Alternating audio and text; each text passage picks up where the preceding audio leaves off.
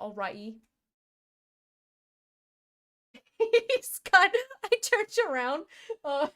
Okay, I gotta paint this picture for you guys. Gihan is sitting on the floor, in like a butterfly stretch type of position, where his feet, you know, his feet are pressed together and his knees are out, and he has the knife wedged between his feet. And he's like tying a string, his paracord to it.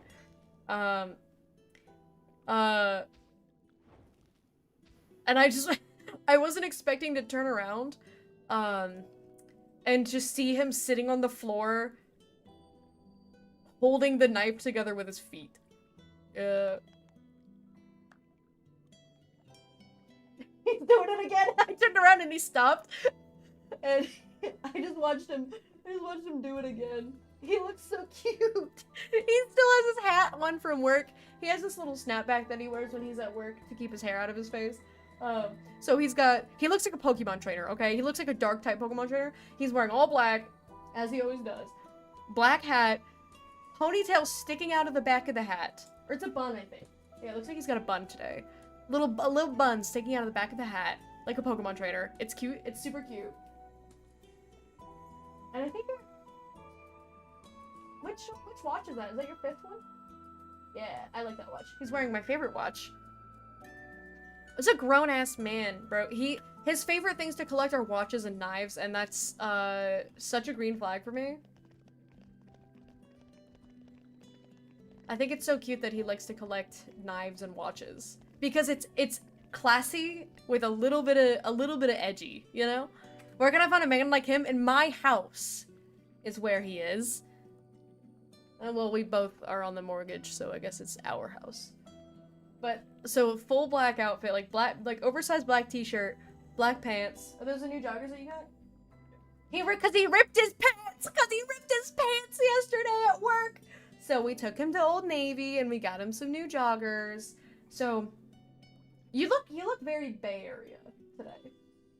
You look like a tech bro, but like in a cute way. It's like black joggers, oversized black t-shirt, black hat with the little bun, his little man bun sticking out the back. And then the glasses, the 5th watch, which is his nice watch, his tattoos, and his wedding ring, and his little knife. And he's tying a string around his little knife. He looks really cute right now. I think Blue loves her husband. I have a crush on him. He's so cute. There's something about him sitting on the floor that I think is cute. Oh, Pyra! No! Pyra! No! Pyra! Pyra! Alright. Well, I got some affinity for killing Pyra. That was nice. I think Crossette got it? Yep. I haven't even How nice. Leave for a few minutes, I learned about- Yeah, Gihan's home now, and I'm describing his outfit because he's sitting on the floor holding a knife with his feet and tying it together, and I think that's cute. Ship bound for Goldmouth Argentum. Salvagers ride for free. Yep, okay, we set out now.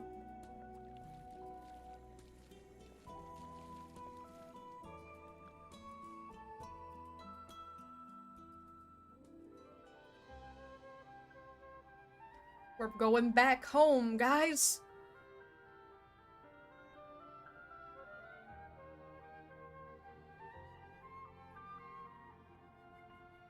I just think that Gihan's cute. Are you hoarding all the men like Gihan? Yeah, I am. Hey, it's Rex! Rex come back alive? Rex have many sidekicks now. Quite the little celebrity, aren't we? Well, you know, I've been trading here for a while.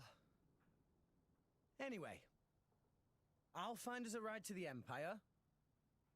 You guys go on ahead to the inn. Sounds good. See you around then. I'm also making sure that I'm catching up on the chat in the meantime. Itachi, welcome in, by the way. I saw you come in, but I was yapping.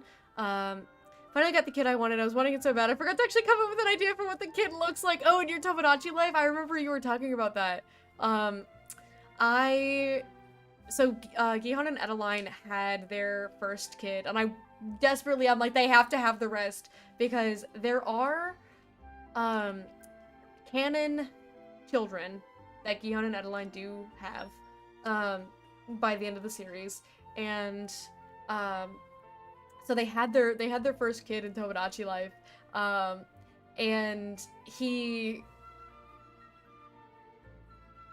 had black hair, which is not canon. He had like Adeline's face, but gold eyes and black hair. But their canon oldest child looks almost exactly like Adeline. So I had to make his hair blonde, I make his eyes blue. But I'm very maternal towards this stupid little Tomodachi life.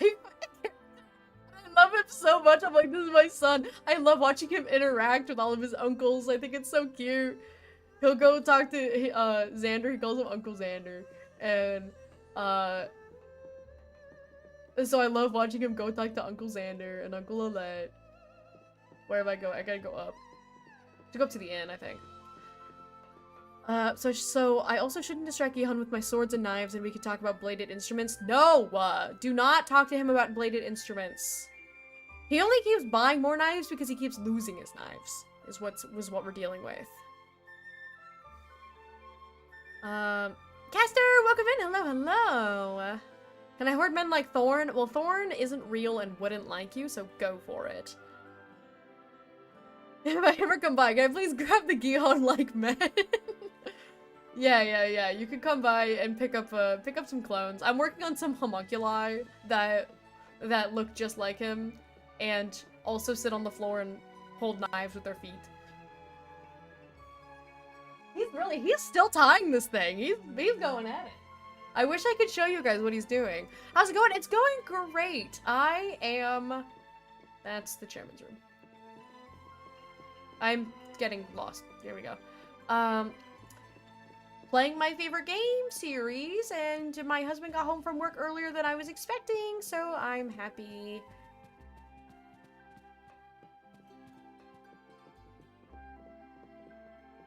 The inn is this way.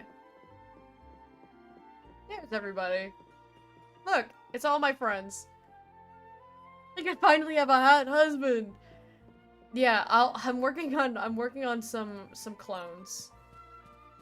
I'm working on some homunculi. Calm your mind. What? Oh, it's because I don't have the rest of my team. I was like, I know I have Nathan Wisdom. Alright, let's rest here.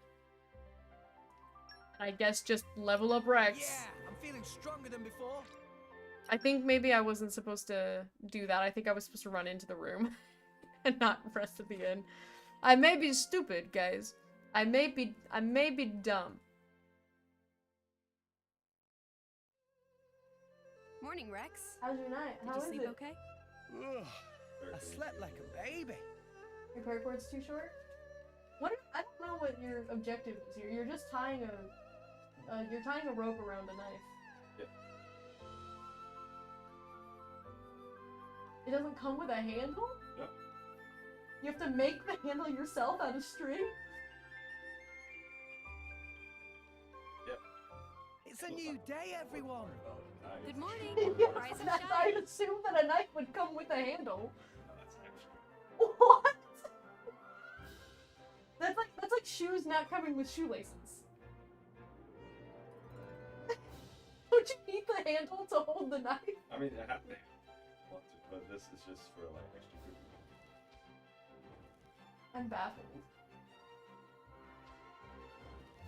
He's looking at me with an expression of like he's looking at me as if I'm like making fun of him, but also, oh my god, this portrait of Chairman Bana is awful. There he is, guys. But like, I'm not like making fun. I'm just like, I'm confused because he's also looking at me like I'm making fun of him because this is like an obvious thing. And I'm like, no. This is the first time in my life that I'm learning that knives don't come with handles. I thought that they came with handles.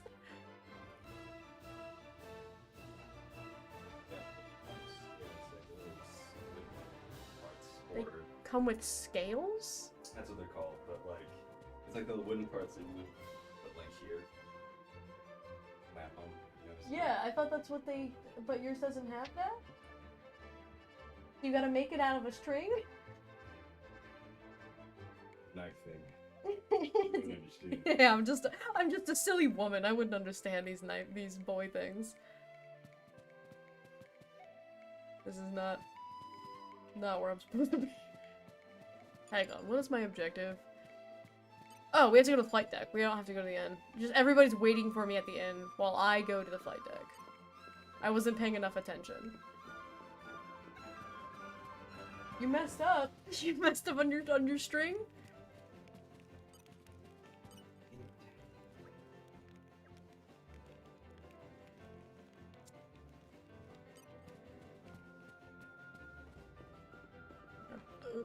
This is the wrong side of the boat. You're all mine. I like a man whose hobbies are collecting hot boy things. Treasure acquired. Calm your Oh, I need my team back.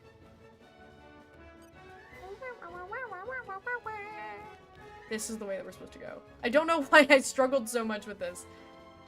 I know that energy room door requires like electric mastery 5 or something. Arrived. There we go. We found the flight deck. Is this where Sorry is? It's like the murmur. Don't remember if this is the deck where Sorry is.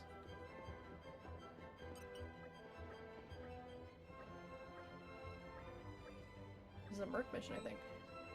Love Thorn and his stupid jokes. He's pulling the joke in Tomodachi Life. The who told you not to bring blank to a blank fight. Thorn's one joke. His only joke that he ever makes.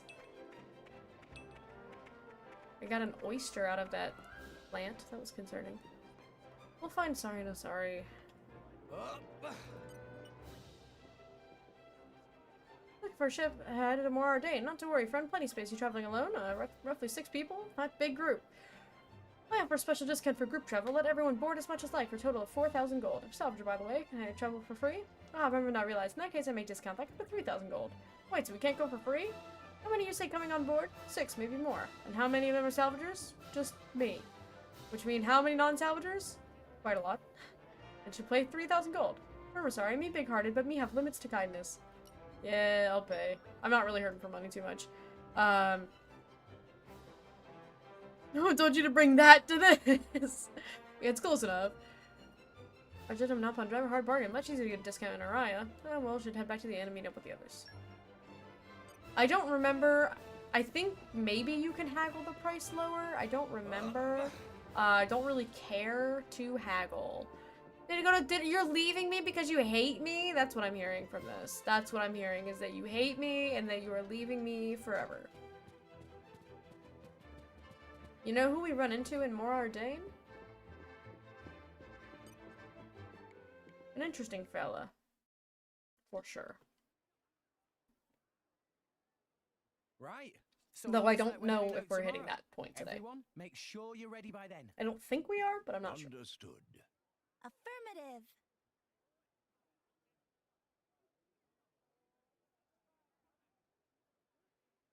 The tea here is lovely. You can find quality goods here from all around, Allrest. You like the place? Yes. If there's time before we leave, I think I'll have another cup later.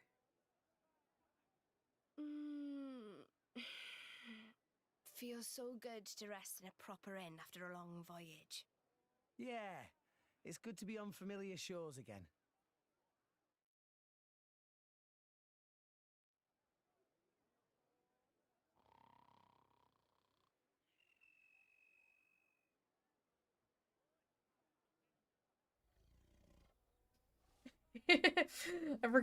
I forgot that Draw Mark has a sleeping cap. Presto, welcome in. Hello.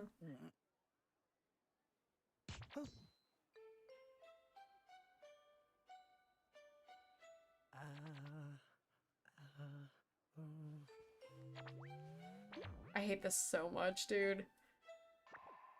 This is such a good game, and then they do stuff like this, and it just makes me wildly uncomfortable. I will say, the reason why this happens You! is to illustrate that this has happened What are you doing before. in my bed? Wait. And it's one of the reasons why I prefer playing Torna first, Wait a minute. is because we hear this happen in You're the Torna one in without my seeing room. it. The guy's room, see?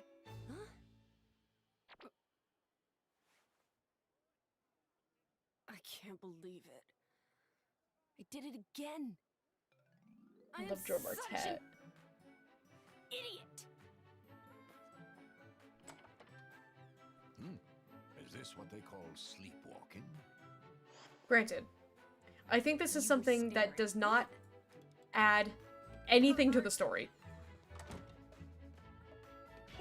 But She it's is supposed to certainly draw- exposing an awful lot of skin. Pot, meat kettle. it's supposed to draw a Care to parallel explain what between that Rex is and supposed to Adam. mean, my good sir? That's what the point of it Ever looked is. In a mirror recently.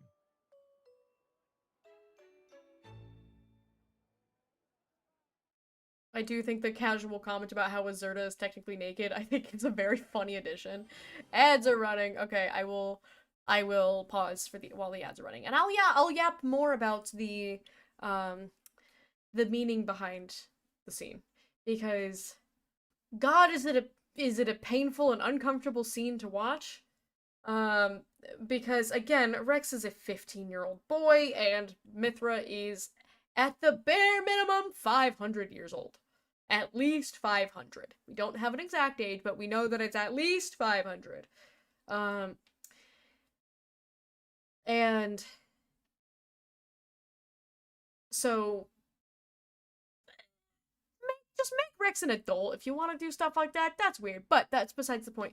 So it's one of the advantages to playing Torna first, in my opinion, is that it gives you context before you end up in that scene, because when you watch that scene without any context, you're like, okay, cool, cheap fan service, love that, that's great. But in Torna, you don't see it happen, but Jin hears it happen from the other room, with Milton, again, who is again a child, but Adam gets involved in it, and Adam ends up getting a smack on the head, the same exact way that Rex does, the same, lines across the forehead. It is meant to draw a parallel between Rex and Adam, because if people haven't been able to tell yet, there is no hard confirmation, but it's a soft confirmation, like a 90-something% certainty that Rex is descended from Adam. It's how Rex was able to open the ancient Tornan warship that had Pyra in it. Why they specifically needed a salvager who was from Leftheria. And the comment in Torna about Adam's gold eyes when Tornans all have blue eyes. So Tornans are known for having blue eyes. Adam has gold eyes. Therefore, they needed, and they knew that the ship ended up in Leftheria. So Adam lives out the rest of his life in Leftheria. We don't know for sure. I don't think we know for sure how long he lived after the events of Torna, but it is believed that he, retired and lived out the rest of his life in Leftheria. So they, traveled around a bit, did what he had to do. But so they wanted a salvager who was from Leftheria to be able to open that ship that was locked by Adam's family crest. So it is believed that Rex is a descendant of Adam. There's also a lot of similarities in their general appearances. Aside from the gold eyes, they both have big ass mouths and spiky hair. And that very happy-go-lucky optimist personality where they want to believe in the good in people. And both end up as drivers of the Aegis. So the point of this god-awful fan service is meant to illustrate a connection between Adam and Rex, because both characters end up in the same situation. And it's meant to draw a similarity. It's like, oh, look, the same thing happened to Rex as is what happened to Adam. To help illustrate the connection between the lineage. Unfortunately, it is god-awful fan service, and it is painful to watch. And so I think the other reason why I like playing Torna first is because hearing it happen without seeing it, I understand. So then when I see it, I'm just like, okay, it's this again. But like, if I didn't have the context of Torna, I would be like, oh my god, what the hell's going on? And I think it would have upset me a lot more, but because I had that context, I was less upset by it because I understood that it was trying to draw that parallel. Also, welcome back from Agile. I paused the cutscene and yapped for 3 minutes straight about what that scene means symbolically. And because as fantastic as this game is, I will have to justify this god-awful fan service. Anywho, back to the story. I'm gonna drink my drink. Hi, Pyra. Oh, good morning. Listen, about earlier. I'm sorry about Mithra. She gets very confused when she's just woken up. See. It didn't get violent, did it? No, I didn't do anything weird. Not a thing. No. It was more Mithra I was worrying about. Oh, right. I guess she did throw a thing or two. Oh no. So that was where that came from. He's a child. He is a child. Sorry. He is 15. No, not at all. Really, I'm fine. Are you sure? Honestly, my head is still a little painful. To be young again. Indeed, indeed. We need a little romance in our lives too, eh? Actually, I'm quite all right. I love Dromark.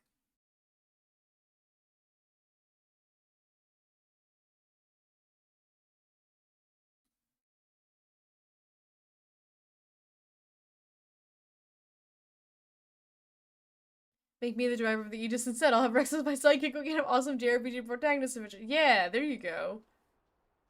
Everyone shut up. Morag is on screen.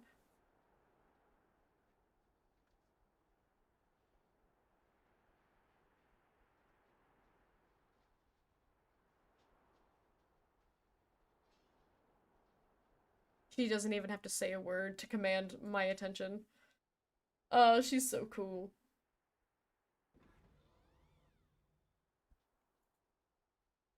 Hey, Gion.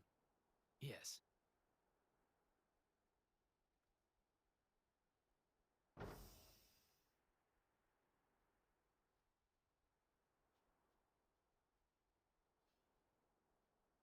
I have returned from my assignment, Your Majesty.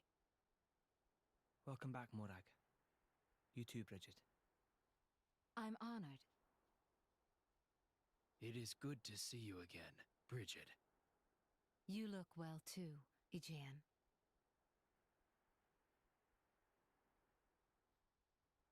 So this Aegis truly was the genuine article? Indeed. And the boy? From his garments, he appeared to be a young salvager. I would be most interested in meeting him. That can be arranged.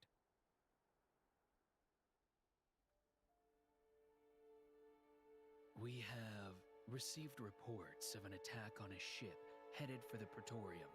A transport vessel. Yes, carrying a cargo of core crystals. Core crystals. Torna's work, then. Most likely. According to a lucky survivor, the culprit was a masked man. Jin. It must have been him. This is the third time. From what I hear, Urian vessels have also suffered significant damage. My sincere apologies. This is all my fault, Your Majesty. I let that Torna girl off lightly. I should have interrogated her more. You set the captive loose because you felt it necessary, did you not?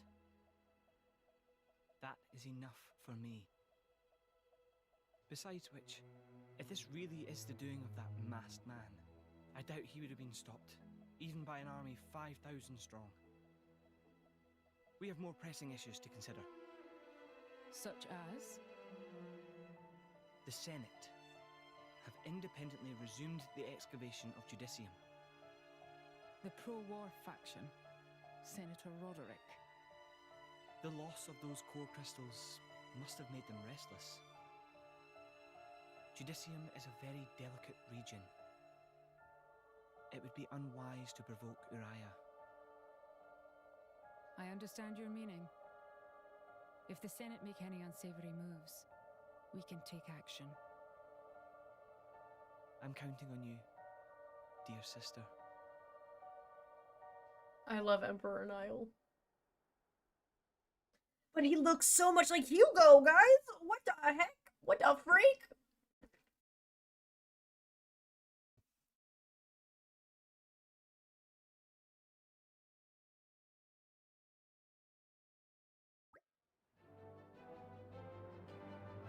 Where do ships of the Ardanian Empire leave from again? Goldman flight deck. It's up at the 4th floor. They had to remind my dumbass because they saw how much trouble I had getting it the first time.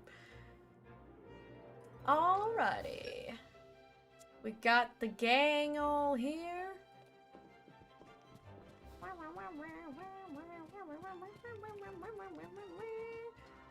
Why are all the Mauritanian royal men so short? That's something that I have wondered because I don't think they say like for sure like a canon like reason. Treasure trove. You're all because here's my thoughts, right? Like Hugo looks like a child in Torna.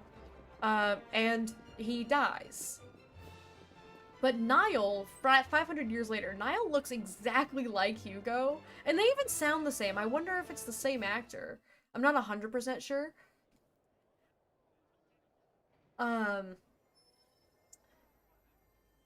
This light. But so, like, did he just look young, but he was actually a grown man? Crystal. It was like a stone. What happened? Like, did he have children? Because I assumed he didn't, and I assumed that it just went to, you know, a brother. They always regenerate after a while. Regenerate? Ready to be reawakened. Rex, by a there's new no way you driver. don't know this. So, if I resonated with it now, Then a new rock would be born into this world. a new rock. Vandam's blade. What do? I'm not sure. Taking Vandam's old partner. It just doesn't feel right. Yeah, but maybe he would have wanted you to do it. Just do whatever. Right. I think that Van Damme would want Probably you time to we headed for the take ship, Rock. right? Oh, yeah. I'll go ahead and register. He us left for boarding. he left the entire Mia, Garfelt do mercenaries to we need you. Rush? Sure, we could take our time and miss out on the good seats. Oops. Ow. What was that kid's problem? Rex, your bag. Huh? Rex is so unobservant. No. No. What have you lost now? Rock's core crystal. It's not here. You mean the little blighter? After him, at once! Titan's foot.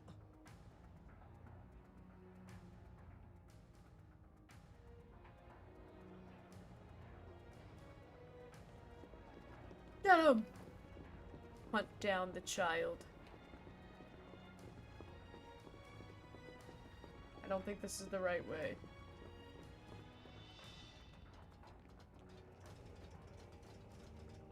Go! Oh. We don't. We can take the fall damage. Up. Dude, this kid is so fast. There's some side quests that I need to pick up here.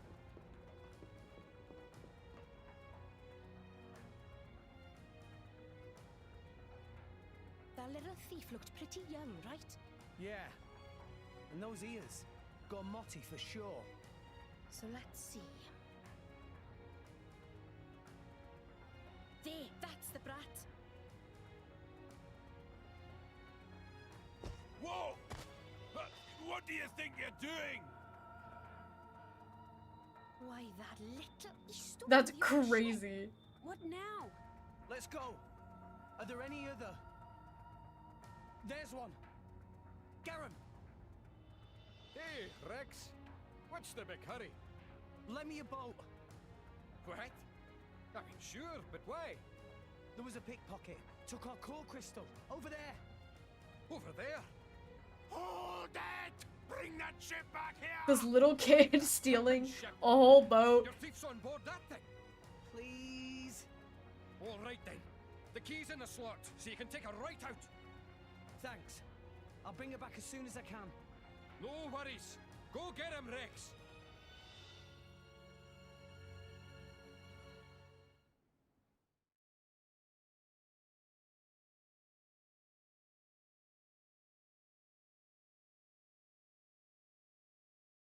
We gotta give the kids some credit for the fact that they just they just up and stole a whole boat.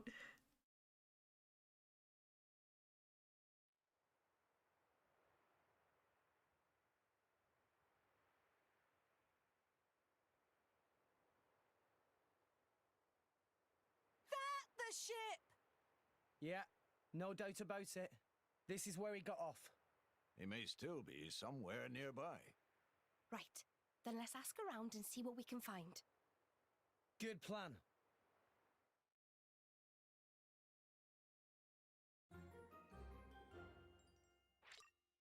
I forgot about this. I forgot about the filler episode where you gotta go find this kid who stole your crystal. Treasure! But it's nice to be back in Torgoth. We're back on Gormott. Maybe we should go apologize to Uman for destroying his ship. Does this Nopon have cat ears?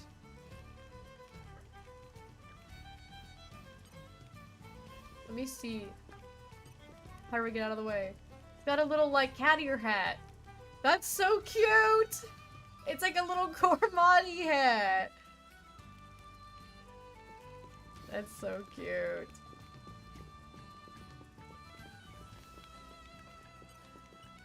Filler, I hardly know. Whoa, whoa, Lord Fwyn.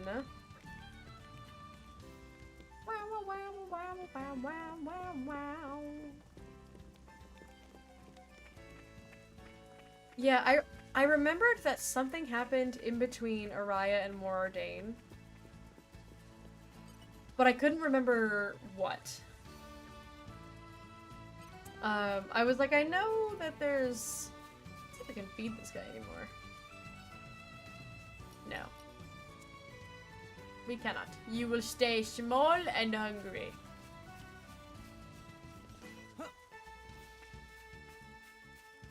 Nugby.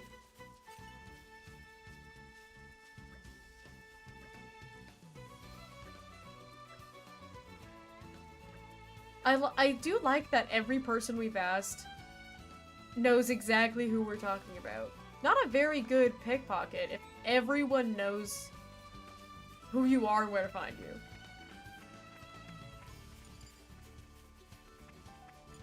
Timber site. We could probably fast travel. I think we can go fast travel straight to the timber.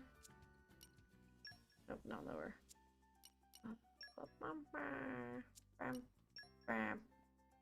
Yeah. There we go.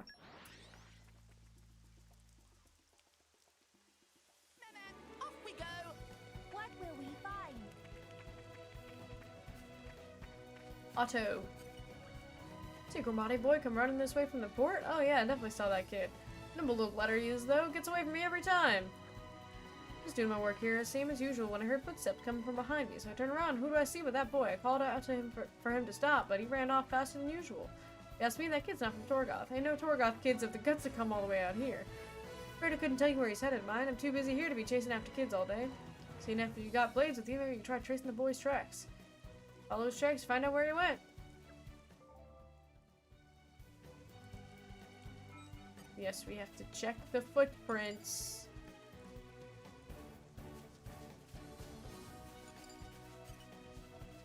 Very interesting. Yes, I see. A positive attitude will get you through.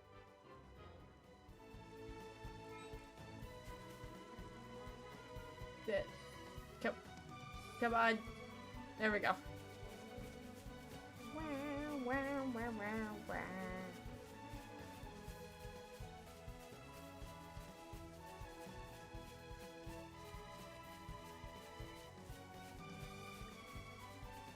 This kid, I'm kind of, you know, I'm picturing the situation, right? Of this kid nabbing my... If they seek a What? they shall get one. It's okay. This kid nabbing my crystal, stealing a boat, driving the boat all the way to Gormott, getting off the boat, and sprinting through the entirety of Gormott.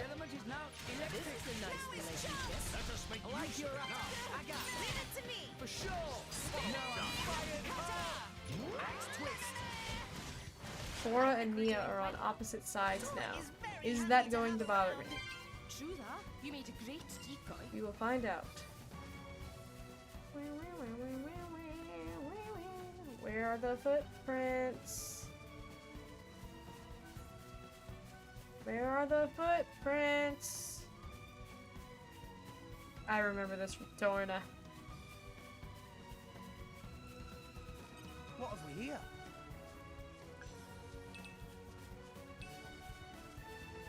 You're all mine.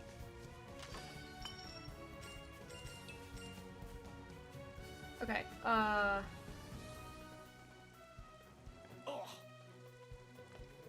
footprints. Why do the footprints stop here? Do they loop around? Oh, they do loop around. He tried to throw me off the scent, and it worked briefly.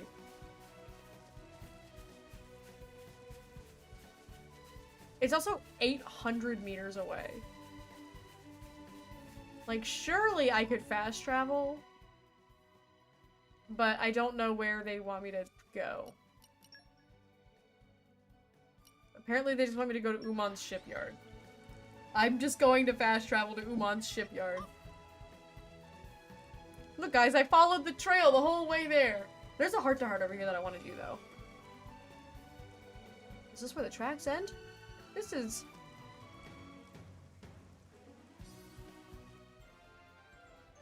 It was Uman. He was seeking payment after we took his boat and destroyed it. Cause that kid stole a boat. We didn't steal a boat from Uman. He let us borrow it and we destroyed it. Is that really stealing when you think about it? I don't know. If we're on the right track, he should be around here, yeah? Thief using Umon's workshop as hideout? I never dream of such a thing.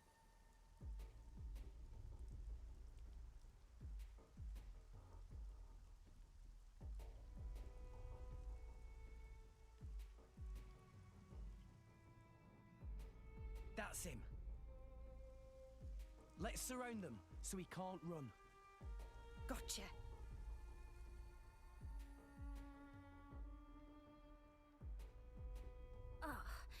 You lot. They immediately start squaring up.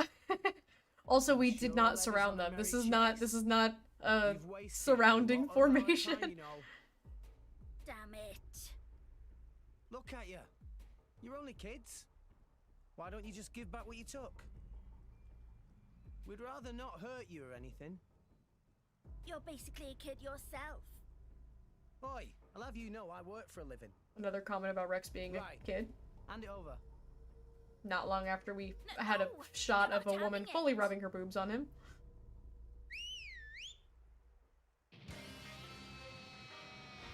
I forgot that they can just tame birds! The cog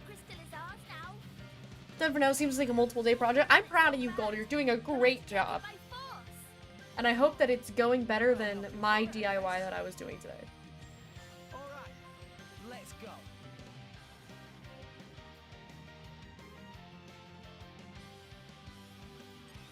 These are puppets. Okay, time to take you down. Let's go. For sure. Dude, they're level 22.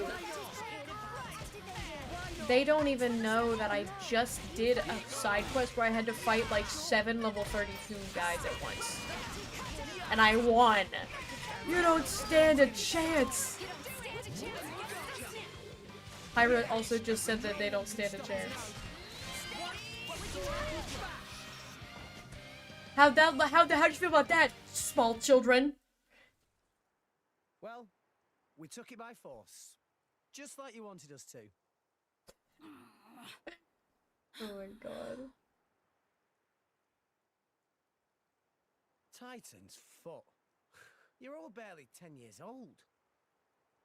Why are you stealing from people?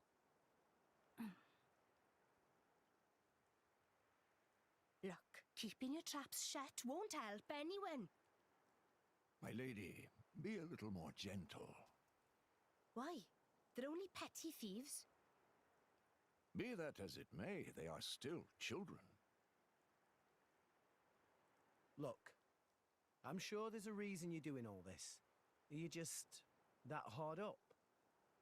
What do you take us for? We're not some poor beggars. Okay. So it's not money you're after? Then what the hell is it they want? You should just tell everything. Rex not hurt you. Come on. We want revenge. Revenge? We're gonna avenge our village. You don't mean you were planning to awaken this blade and use it? Well, why don't you tell us the whole story? We might be able to help.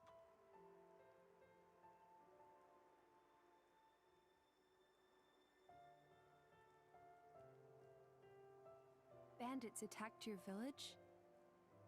It was just a small, peaceful village. But the bad men, just because we had water, they... Did anyone survive? Don't tell me. You're the only ones? What's your name? Me?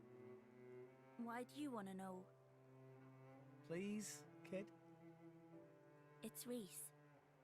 From Cordell Village. Cordell Village? Can't say I've heard of it. It's just a tiny village on the outskirts of Gormott.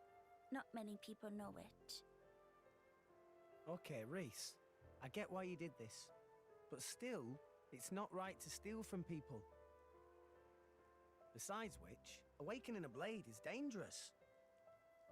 Do you know what happens if it fails? You never know until you try. Long as one of us manages it, that's all that matters. Sounds like you really were desperate, my boy. I assume you know the whereabouts of these bandits? There's a big cave over on Twin Trunks Hill. They use it as a hideout. Oh, Reese, it's awful. Those scum are gonna... Who are they? Don't worry about them. What's the matter? Right, okay. The bandits are planning to attack Turrigoth. Are you sure? Yeah, we overheard one of their men talking about it in the city just now. And it was definitely one of them. It looked like they were scouting the place out. They were saying with the console gone, now's the perfect chance to take advantage. A shrewd observation. This would indeed be the perfect time to mount an attack. Are you trying to tell me that idiot console was actually good for something? So, this all our fault? Well... yeah. Richie, I look guess at we might have been the trigger. We can't sit by and let this happen. Agreed. Right. You lot, you can leave those nasty bandits to us. What? I swear, we'll avenge your village. But... Don't worry.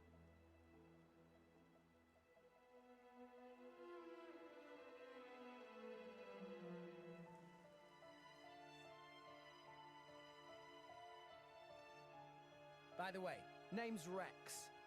Reese, take the others and go warn the city guard. Warn them about the bandits? Nah, they probably wouldn't believe you if you said bandits were coming. So tell them about us instead. Tell them the guys who destroyed the water tower are hiding out at Twin Trunks Hill. If you say so, but why? Don't worry, you'll see. We're counting on you, okay? Sometimes I forget that we just also did crimes while we were here. I love Nia. I wish Welsh people were real. This is Nia Gaming. I love Nia. I'm not the biggest fan of Pyra, but I love Nia. Also, I want to do that heart tart. It's the cutscenes I love. So okay, the story of this game is fantastic. Of the whole franchise is so good. The hardest part about streaming it is the fact that I have to shut up and stop yapping and stop reading chat. Because it's like, I have to be silent for like several minutes. And then I'm like, I hope people don't think I'm ignoring them. I don't want people to think I'm ignoring them. I just don't want to interrupt the cutscene because I think that would be rude if I did that. Did I ever end up killing Sniping Brent? Because we could. You know. Oh. God damn it. This happened to me like 2 weeks ago. The last time I was here. The same exact thing happened. Blue versus gravity? What's that supposed to mean? Nia has personality, Pyra had boobs. Yeah, Pyra was just also there. And there's so much cool story relating to the Aegis. And I've said it, you know, people are probably so tired of me talking about it. But like, the fan service is not doing this game any favors. It is such a good game, and it's the people who would enjoy the story the most are people who can barely tolerate the game because the get over here so that way you're not in the way. And I am missing all of my attacks. Thank you, Rex. Okay, yeah, honestly, that's how I'm feeling. Fun fact about the sequence, there's a pouch expansion kit in the final area of the quest, but you get forcefully teleported to our agenda before you can grab it. They want to make you suffer. And I also hope you're having a great day over on the YouTube side, Mr. Luigi. Witchy, thank you so much for the follow. I mean, it's probably April, isn't it? But, you know, people, you know, reading. Me? Reading? How tall is the royal? How tall am I? I'm 1,000 feet tall. That's right, get back here. I'm 690 feet tall. I'm 1 bajillion feet tall. I am...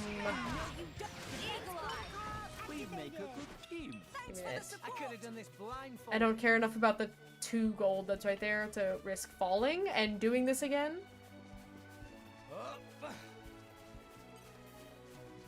Where am I? Where am I? Where am I? Go that way. Blue versus directions.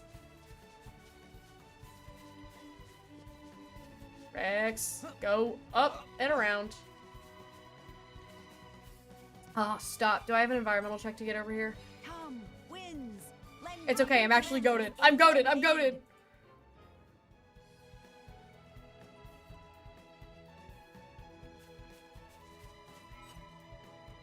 Master Pun, pursuit of learning is good thing. Ask shouldn't be interrupting this. Height of Cloudsea is different at different times. Why height change? Poppy, this is the concept of the tide. You should know that. You are a supercomputer. Rex answer that one. Tora, you're a super genius Napon who created the world's first artificial plane. You should know what tides are! See now. And maybe it's easier if you compare it to the clouds in the sky.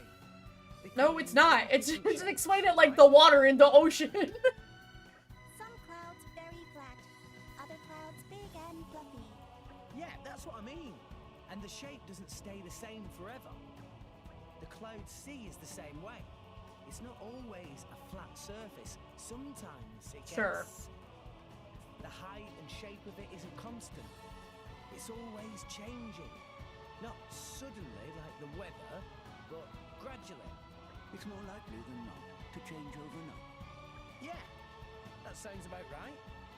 Very interesting. Oh, but it's only the titans like this one and the more ordained titan that affect the cloud sea's height. Ones like the Trade Guild titan Goldmouth just float on the surface, so they don't affect it. Makes lots of sense. I guess that's about the extent of what I know. Very much thanks, Rex. Poppy learn a lot. Rex must know lots of things. Poppy have even more questions to ask. Oh, really? I don't know if I can answer everything. Poppy!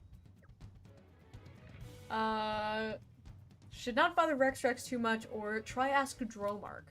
Let's throw Dromark. I love Dromark. Throw him on the spot. Dromark instead. Throw him on the spot.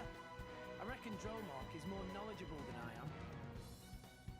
Oh, you flatter me. I'm no expert compared to our resident Titan. What? Don't drag me into this. I have no memories of the time before I bonded with my lady, after all. That's no reason to throw me into the cooking pot. What am I supposed to say if Poppy asks, where do babies come from? Or something like that. That does happen in Xenoblade Chronicles 3, by the way. Tell her they are delivered by a flying turkey. That kind of... Poppy is also right here, by the way. The man for the job. You overestimate me. Still, if the mighty Titan is not willing, I suppose we will have to rely on my lady instead. Hold it, Dromark. I want no part of this mess. Master Pond, Poppy thinks Poppy already learned something. Learn what? This what people mean when they talk about passing the buck. Incredible. Okay, also let me catch up with you guys. Oh my god. Nicely done. Okay, wait, hang on. Before I was gonna catch up, but before I do that, I need to set out this Merc for Adenine. They're not gonna make me put Adenine on it, are they? Probably are. It's probably Argentum. Yeah. It's only 20 minutes. And it requires extra ancient wisdom, and I'm pretty sure the only person with extra ancient wisdom is Adenine. I don't believe I have anyone else, so I do think that she has to go. But it's only 20 minutes, so we should be okay. Yeah, it's definitely the only one that I have. I No! will strive to do the utmost best, whatever my role. We'll throw Boreas on as a temporary addition, and then we'll... Yeah, I forgot that Dagus doesn't have Fire Mastery, like an idiot. Throw this guy on. I don't want to take off Crosette, too. Okay, that's good. Excellent. I have established my team. I don't think we're getting into any fights in the next 20 minutes. We might. Just show me the way. But I think if we throw in Boreas...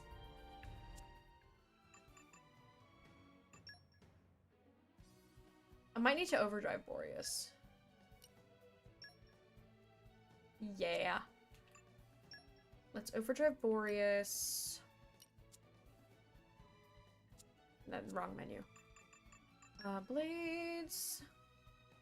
Wow, wow, wow, wow, wow, wow, wow, wow, wow, wow, wow. Overdrive to Nia. we're gonna put our round guy. We gotta get our round guy back in here. Alright. We shall engage Boreas. Just leave it to Boreas. Just leave it to Boreas. You know what? I am Boreas. I am gonna leave it to Boreas. Okay. As a temporary solution. Okay, anywho, we will let that timer go. And go to Twin Trunks.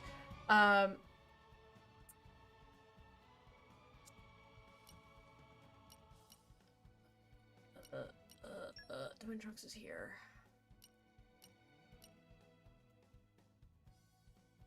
Dawnview might be our closest? I don't know. One thing that it isn't tied is actually just placement, especially given what Cloud Sea's later revealed to be. With no idea what you're talking about, it's not revealed to be anything. If that's a Cloud Sea, does that make all res heaven? No, because this is not Earth. Elysium is their equivalent of heaven. Nia, are you good? We're trying to get to Elysium. We're trying to get up to heaven, and it's up there. Up at the top of the world tree over there. This is a different universe. Isn't it great we can get all but kinda. Oh my god. And now Crossette wants things.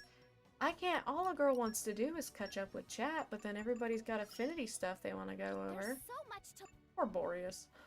He's got nothing. He's got nothing. Also, not talk spoilers on 1 and 3. I can guarantee no spoilers on 3. Generally, so here's the rule of my stream, so I'll fill you in on, like, what we're doing. We are doing a marathon of the entire franchise, so we're binging the whole series right now. And so I cannot guarantee zero I'm with an asterisk, because I don't think I have talked any spoilers on 1. I don't think I have done that, but I just say that, like, I cannot guarantee for sure that nothing would happen. These are high level guys. I don't want to go this way. I'm scared. I think I can if I can drop like this. Oh. Yeah, we're fine. See if I just drop like that. We can fight this guy too. With the, as I immediately just said, I'm not gonna get into any fights. But yeah, so I'm playing through, the order that I'm playing through, is 1, Future Connected, Torna, 2, 3, Future Redeemed. That's the order that I'm playing, of the Klaus Saga. We're only playing through the Klaus Saga because, I played X when the remaster came out not too long ago. So, don't really feel the need to add that on because, X doesn't take place within the Klaus Saga. It's a standalone story, so... did not feel the need to include it. But yeah, so I won't spoil anything about 3 or about Future Redeemed. The most that you'll hear me say is, like, more on that in this game. Like, this will be mentioned in this game. But I won't get into any detail.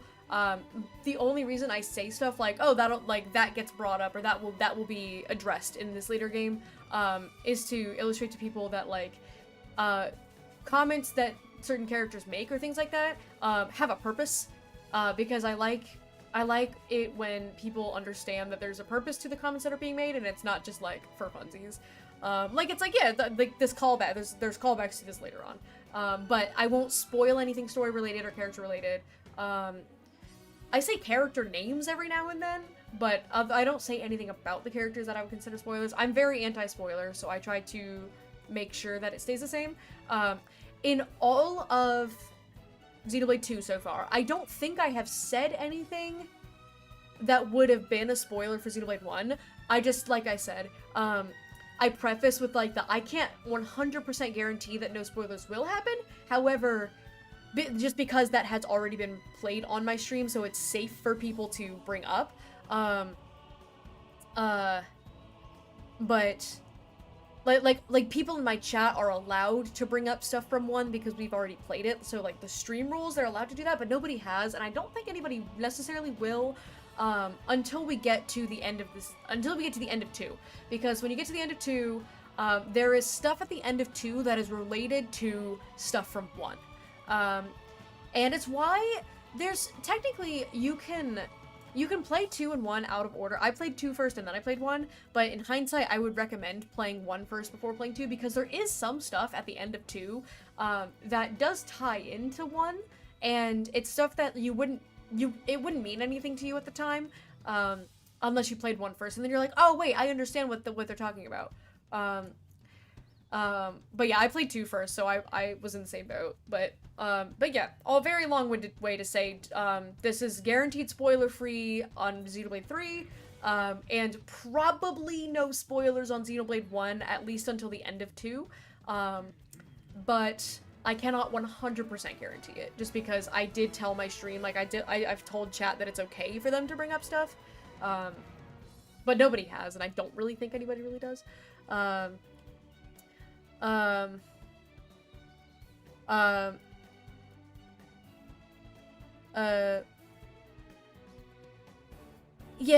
So, I'm reading, Luigi, I'm reading your comment over on YouTube. Yes, but it's a big asterisk. I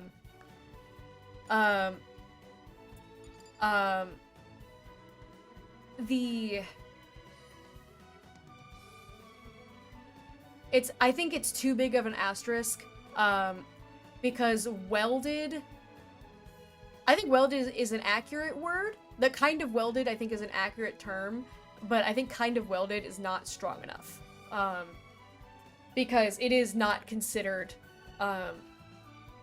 by Monolith Soft, it's not considered, and I'll leave it at that.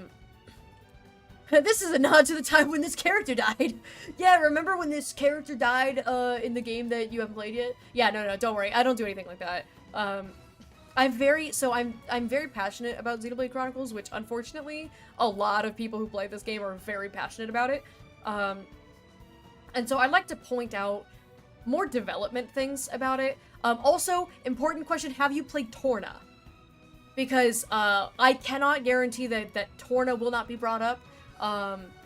Because Torna is related to Xenoblade Chronicles 2. Those are directly related. Very, very much directly related. And I do bring up things that have happened every now and then in Torna. Choose to ignore that part. Yeah, I also understand where you are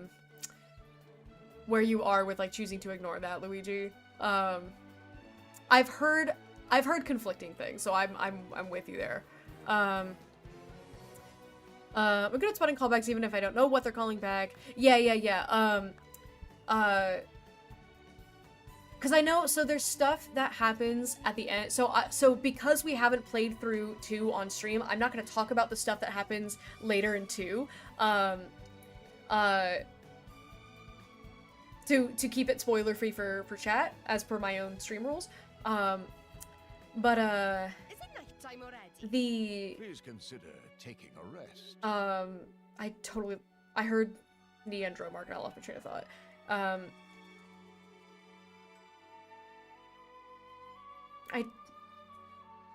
Yeah. So there's stuff that happens at the end of 2 that is directly tied into characters from 1. And I will not say anything other than that. And I won't say anything about that until we get to that point. But the first time I played this, I played 2 first. And then I played 1. I didn't remember, like, I knew some of that stuff, but there was one big thing that I completely forgot about.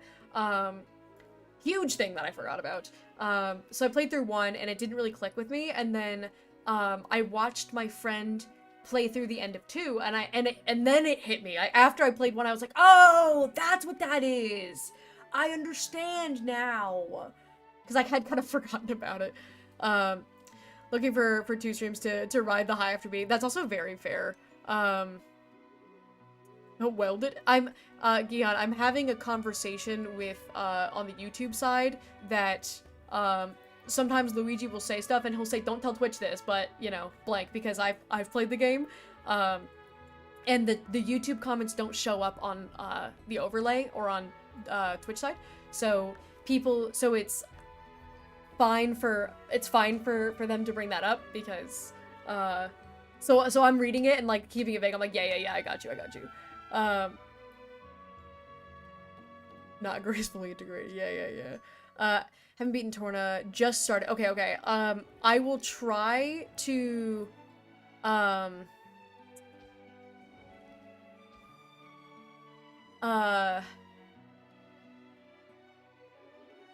Keep me posted on your Torna adventures. Come back here and keep me posted on the Torna adventures, because Torna is... But Torna has always been my favorite Xenoblade game. I think 3, it's a toss-up between 3 and Torna because of the fact that 3 is twice as long as Torna is, but I think the story of Torna is fantastic. And I am personally someone who, I prefer to play Torna before playing 2 because it gives you so much context into,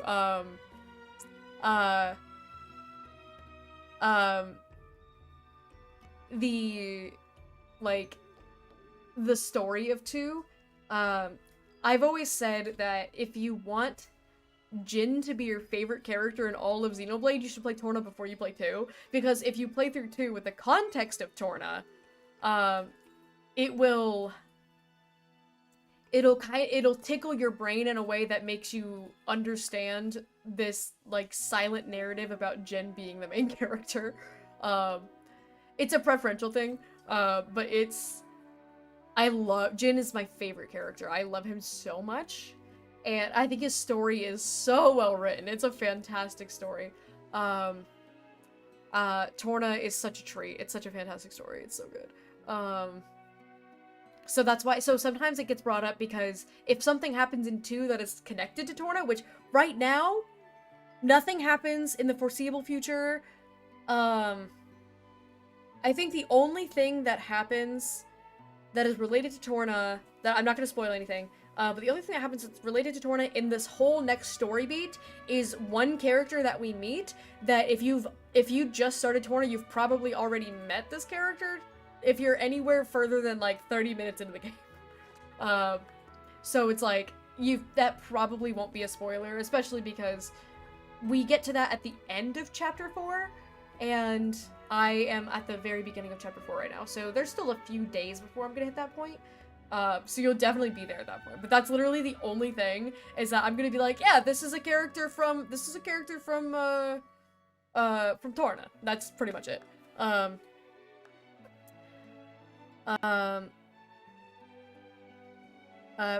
Regarding character names, I know most of the party members in Xenoblade 1 because of Smash. Shulk, Denman, Riki, Ryan, Fiora are who I know.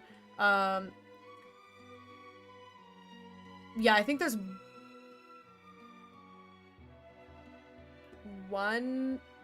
there's 2 that you're missing. But yeah, that's most of them. Ricky the Goat. You can't mention Ricky's name or Gold is going to appear foaming at the mouth. Nobody loves Hero Pun Ricky like Gold does. What do you mean keep you posted, come back? Like come hang out on my stream every now and then and let me know how your progress is going, because Torna is a free to discuss topic here. And like I said, it's my favorite installation in the Xenoblade Chronicles franchise. So I would love to know your thoughts on it. So come in and be like, hey, I just got to this part in Torna. I'll be like, oh, I love that part in Torna. I really landed challenge. There's a lot of crazy cross game nonsense in 2's landed. Yeah, I don't really touch landed challenge. Because I know exactly what you're talking about. And yeah, I'm like, I don't really mess with it. I'm not a big side content person. And Turner, welcome in. Hello. I'm catching up on chat. This is chat let Blue know where you are in Torna, so she knows what she can and can't reference. Like, oh, just be, yeah. Like what Gihan is saying. Gihan's my husband. He comes in here and he knows what I'm thinking. But yeah, just like so that way I don't say anything, because I will do my best to not mention anything Torna related past where you are. Because I don't want to spoil it for anybody. Even though playing 2 spoils like an overwhelming majority of Torna is spoiled by playing through 2, which is one of the reasons why I like to play Torna first, because I didn't know anything going into Torna, and got super emotionally attached to all of the characters and all of the everything, and if you have played through 2, you know what happens at the end of Torna, because they spell it out to you, several times, but we just cleared Araya, so we just saw, Cole/Minoth's play, and where it's literally about the Aegis War, and so it's like, well, we know what happened. they, you know, they give you a lot more context in Torna, but not knowing that happened and watching it happen was devastating, and I was a ruined person. I have a story as to why I started with this game and not one. Technically, I had the opportunity to start with one. I mean, I also did, because I had a friend of mine was, my best friend in college. We ended up living together for a couple of years, once we both graduated college. This was many, many moons ago. So when we were fresh out of college, we had an apartment together in LA, and he would always play Xenoblade Chronicles, and he was like, you know what, Blue, I think you would like this game. And I had watched him play a bit of 2, and I was like, yeah, honestly, I think I would. And so he was trying to decide which one I should start with, because he was like, technically it doesn't matter, because they 1 and 2 take place simultaneously. And I don't think that's a spoiler to say. It's just a timeline thing, is that they happen at the same time in 2 different universes. But he was like, it doesn't matter which one you play first. And I was like, well, I guess I'll play 2 first, because that's the one I've seen you play. And so I just like picked it up because I was like, oh, I'm more familiar with the playstyle of it. You'll understand why Jin is the way that he is. Yes, and I love when you give Jin that context, it makes everything he does cool as hell and also super impactful. Just unlock the second party member. Okay, yeah. So you've already picked up,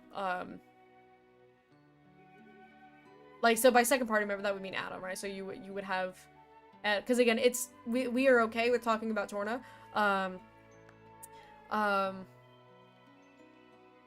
So you would already have met Milton and Mikhail and Adam and Hayes and Laura and Jin and Mithra. Basically, way back 2021, I went to a game store with $60 buy a random game, had no idea what I was gonna buy, found a bargain bin with a bunch of games for $10. Oh, that's so sick. I bought 6 games, checked out ones that either looked good or I had heard good things about, so I picked up 2, played it that day. I got up to unlocking Torah and went, this game is slow and boring. Fair.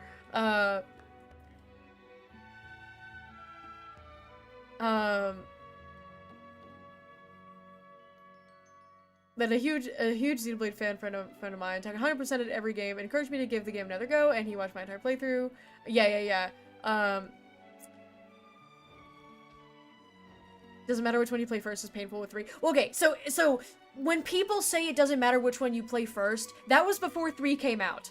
At this rate, Adnine will be back. Can you tell that I'm stalling because I want Adnine back? But I'm caught up with chat. Look, just for you guys. She's gonna come back in like 30 seconds. I'm a yapper. We got a few hits off before this guy even realized that we were hitting him.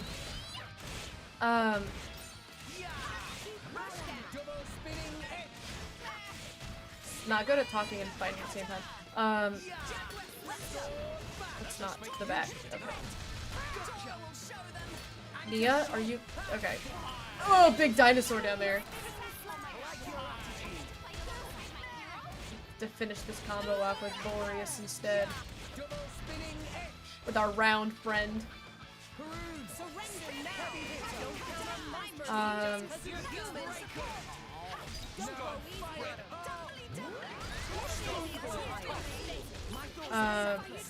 I suppose what happens to the inventory do the lore thing?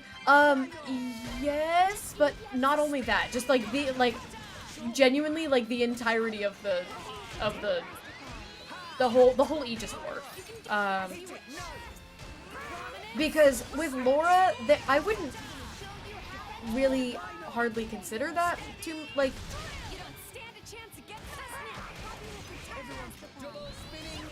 Because at the end of Torna, I won't say anything about like, I won't give details about the end of Torna, but as far as Laura's story, it's a bit more vague. Look at my son! Look at my round son! And his laser beam! Look at him! He's so round! Look at him! He's a circle! I love circular friends. But just the Aegis War in general. And the consequences of the Aegis War is what I would say.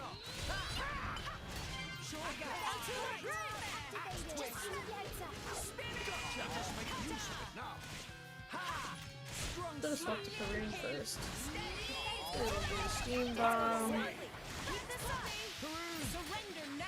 Then, yeah, we should have no problem getting to a steam explosion from the end of this. You said Boreas? No. Boreas was out on the, oh, I could do a Diamond Mist. I could frick around and do Diamond Mist, and then we could watch Faroon's boobs jiggle into next week. He's the only character with physics like this. Fortunately, they didn't show too much of it. He's also dead. He did not survive the Diamond Mist. I've returned. And like, Read the tales of my Aneen's exploits back. for yourself. Trying to not fall. Oh, lance attachment. We did it, guys! I've already apparently gotten Xenoblade 1 spoiled by playing- Dude, did somebody tell you- Okay. Did someone tell you that? Did somebody say that, like, oh, playing 2 spoils 1? I think it is such a nothing burger because someone has said that to me as well. And and now the ads- now ads are running. What did you think? I think 1 tome isn't telling me much. I think we're gonna need more- we're gonna need other volumes. Girl, that first volume was 70,000 gold. Knowledge is a gift that keeps on giving. Wait, so many ads get back. Yeah, I got you. And also, hi, Deltora. See me fight now. Welcome in. I hope you stop being dead soon. Are you like the Turkin that I just murdered? Nope, not this.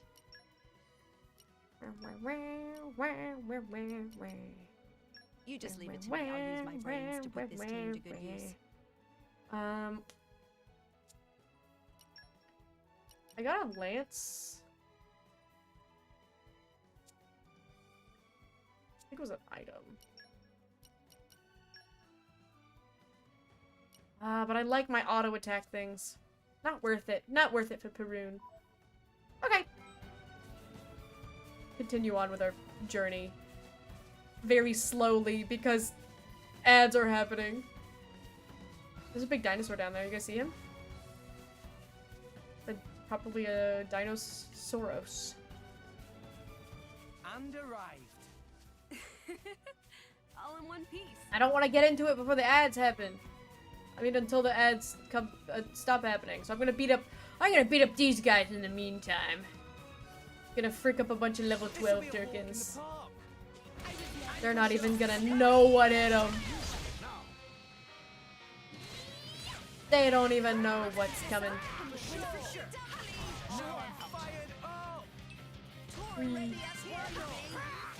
I'm not gonna remember what I was saying when the ads are done. That's the best part.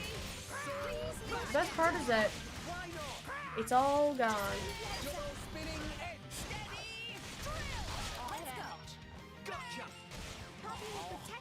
Now let's show them what we're really made of.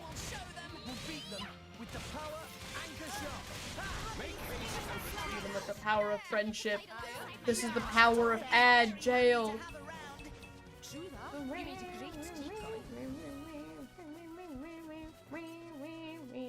This will be a walk in the park. Huh?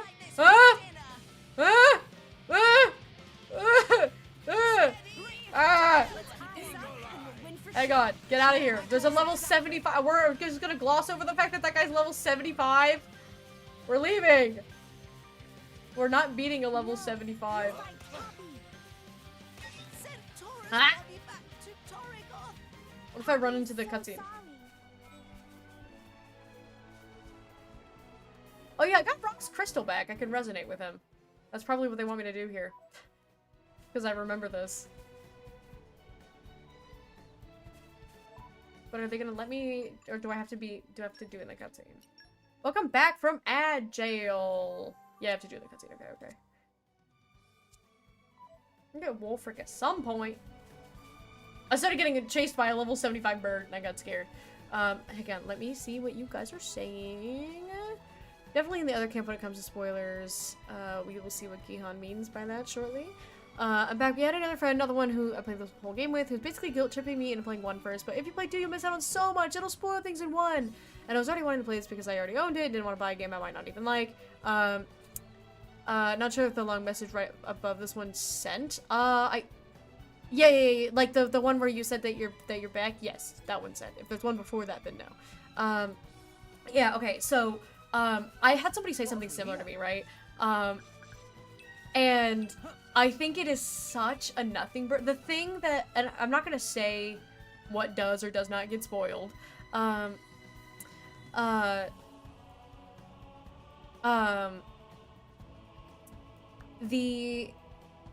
the thing that people are claiming is such a big nothing burger, because it's like, if you follow...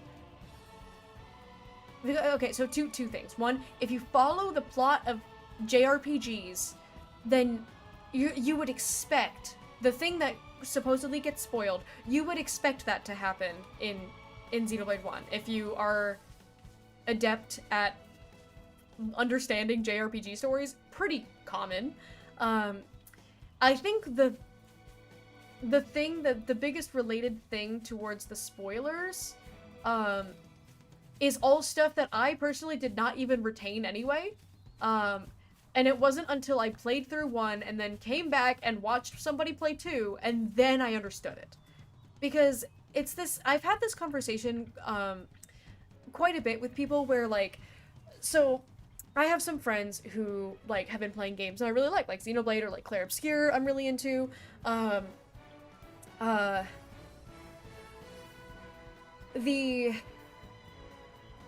My biggest pet peeve is when somebody says something that's like a spoiler, but it's not a huge spoiler, but it's like, you know, like a name drop or something, right? Or it's something that like maybe a twist about like these characters like being brothers or something. Jerome Mark is chasing a butterfly. Everyone needs to know that.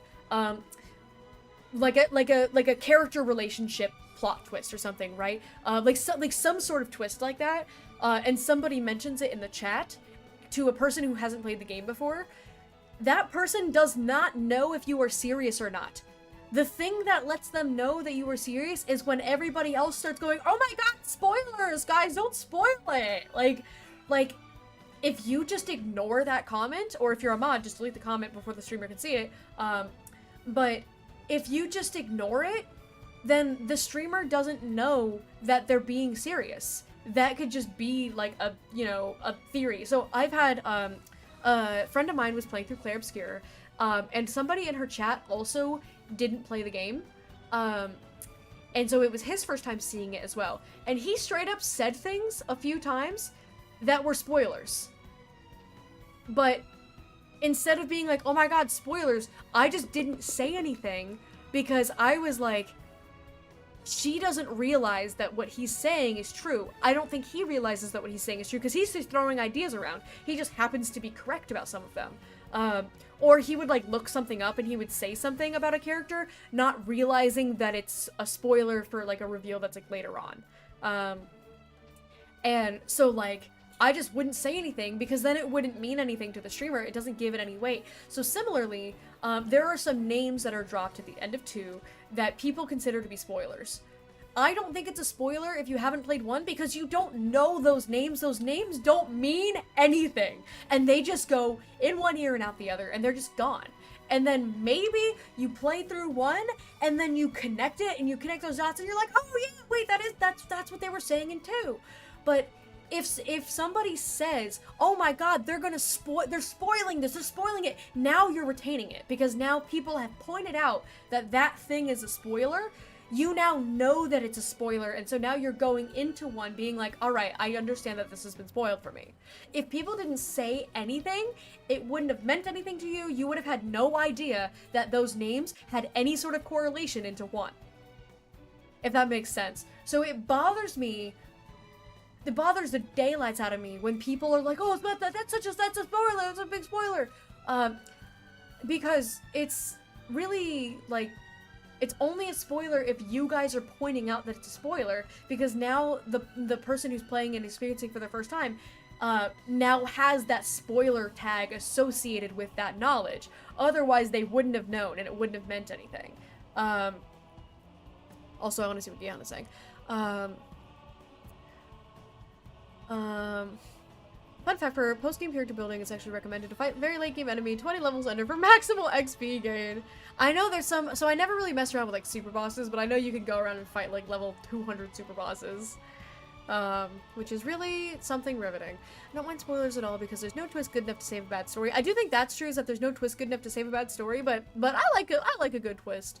A lot of times people spoil something, but all it is just them saying the generic plot. That's not a spoiler for me. A spoiler for me is something like the twist in Sixth Sense. Is that the M. Night Shyamalan? Yeah, I've seen it. I only know him from his hit film Avatar. No, sorry, the hit film The Last Airbender. It doesn't have Avatar on it. This isn't because 20 is under the best risk-reward ratio. We've done it even lower level. It's just that there's no extra benefit. Past 20 levels under Xenoblade 2 is a funny game. That's crazy.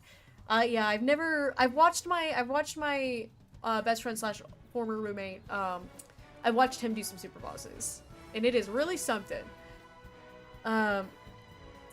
Issue, I can't really save my issue because I don't know how to save that time. It's 10 chapters of the game. I know, because it's like, I know what you're talking about, but I have a rule about not talking about anything past what we are currently experiencing. But I know what you're talking about, and I'm with you on it. For my favorite movies, I can rewatch them, and the emotional scenes will still have the same punch. Spoilers kind of imply that it's a once experience kind of thing. Like an example of Expedition 33, I know the story is solid, so I don't mind spoilers. The execution is what makes the story rise above. So I do think that's also true in the sense that, like, so here's the thing. When it comes to Expedition 33, I'm not going to tell anybody anything about it because I want them to experience it. Like, I had a pretty big thing spoiled for me. And when that thing happened, I was in denial because I thought that there was no way that it was happening at this current point in the story. I was like, surely that's something that will happen later on. And because I know that this thing happens, and I would expect it to happen later on. And so it's like, I didn't like that that was my opinion of it. But yeah, play Claire Obscure if you guys like Xenoblade, because the story, if you guys like good story games, a huge spoiler about Xenoblade 1, that I was told when I saw Xenoblade 2's ending. I don't know how to say what I'm talking about. Yeah, we have to put a pin in it because I can't have, spoilers on it. With Expedition 33, narrative is woven into the gameplay, so it's a strong argument to just be safe and not spoil anything. I just don't want to spoil anything, because of the fact that, like, experiencing it blind, it's like, if you go into it and you know what's happening, it's like, yeah, it's still really good. But well, this is quite the unhelpful obstruction. But playing through it blind is like, oh my god, it's fantastic. Hey, isn't this the same as that thing we saw in the Confirming spoilers is worse than saying spoilers. It's kind of hard for moderation some things. If you moderate a spoiler into oblivion, that also certifies that there's a spoiler. Yeah, no, I'm exactly with you. That's like what I'm getting at. We just need a little help from Rock. Vanda, mate. Oh, this is alright, Rock. Any day now, buddy. Rex. You can. It's okay, Rocky. You go when you feel like it. Wow. We're doing it, guys. Bird gaming. But yeah, that's why it bothers me when people are like confirming the spoilers. Like, oh my god, spoilers, guys, don't spoil. Like, that bothers me because I'm like, now you're just confirming it. Now that person knows that it's a spoiler. Otherwise, they wouldn't have known. My boy!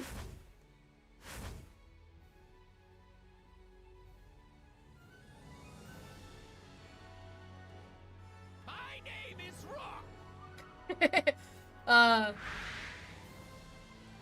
The Gilbert Gottfried bird voice.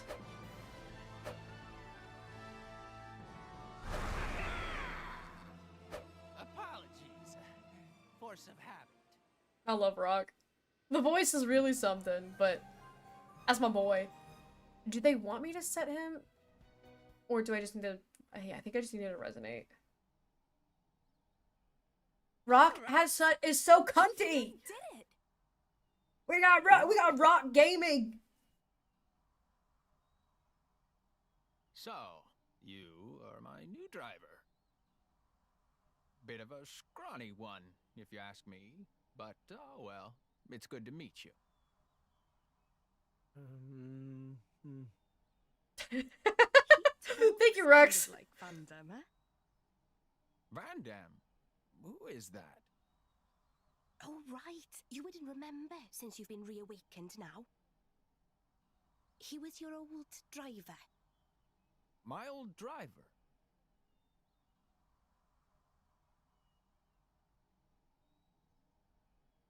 Ah, so my core was passed down to you. We could have stolen it. I didn't sense any guilt in your words. You're a perceptive one, all right. Yes, you take after your old master in more ways than one. Listen, Rock, we need your help. Reckon you could clear the way for us? This stuff? Of course. Nothing simpler. Show up to stream immediately, get a close-up of bird titties. That's not his titties! That's his windbags. And that's not a euphemism. It's like windbags, like, what's Frisco Letter saying the white neck thing rubber under more fat boobies until I saw a No! That's like the windbag. No! Both of you! Both of you! It's like the, what's there's a mythology about it, and I can't remember what it is, but it's a mythological, folklore, I guess. There's a folklore about a... Oh my god. I just want to show him. Look at him! It's not boobies. I don't know why I'm doing this when I can just walk into the cutscene and just show him again. Yeah, Fujin's bag of divine wind. Yeah. Come, Oh wait, I have to put him on! Fleeting aid. After all of that, just for me to be an idiot. Let's... Rock, pleased to meet you. Always has been. Always will be. My asthma, schmy asthma. Winds, lend me your transient fleeting aid. It's the bag of wind that SpongeBob and Patrick had when they were trying to get back from Shell City to get back to Bikini Bottom before the day that Krabs fries. That hardly took any time at all. I did say it was a simple task. He does have an incredibly cunty stance, though. Rock? Tell me something. But also, Oni, how you doing? Welcome in. You mean Van Damme? Yes. This Damn, how you doing? What kind of a man was he?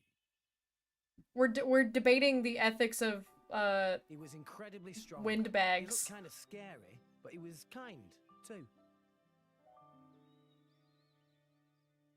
And he saved my life. It's thanks to Van Damme that we're all standing here now. I see. Then I think I'd better protect you all, too. Huh? To carry on my driver's will, as best I can. That's the path I feel best befits a blade. Finally done with work for the weekend, but at what cost? The cost is the weekend. Also, Butler, be nice. Hello, finally done with work for the weekend, but at what cost? I'm the butler. Shut the hell up, Butler. I love my boy. I love my boy, Rock. Always has been, always will be. But...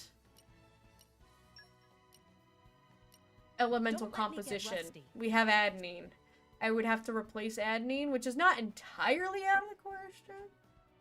Because we have Crossette, so I could swap the order, have Crossette do Volcano, have Nia do Volcano with Crossette, and then have Rock finish with Volcanic Storm. That is entirely possible. But I like adenine. She's kind of cool as hell. And I don't know necessarily who I would replace. I guess Ursula. Yeah, because I guess I would take out Perun, and so I'd put Ursula back in.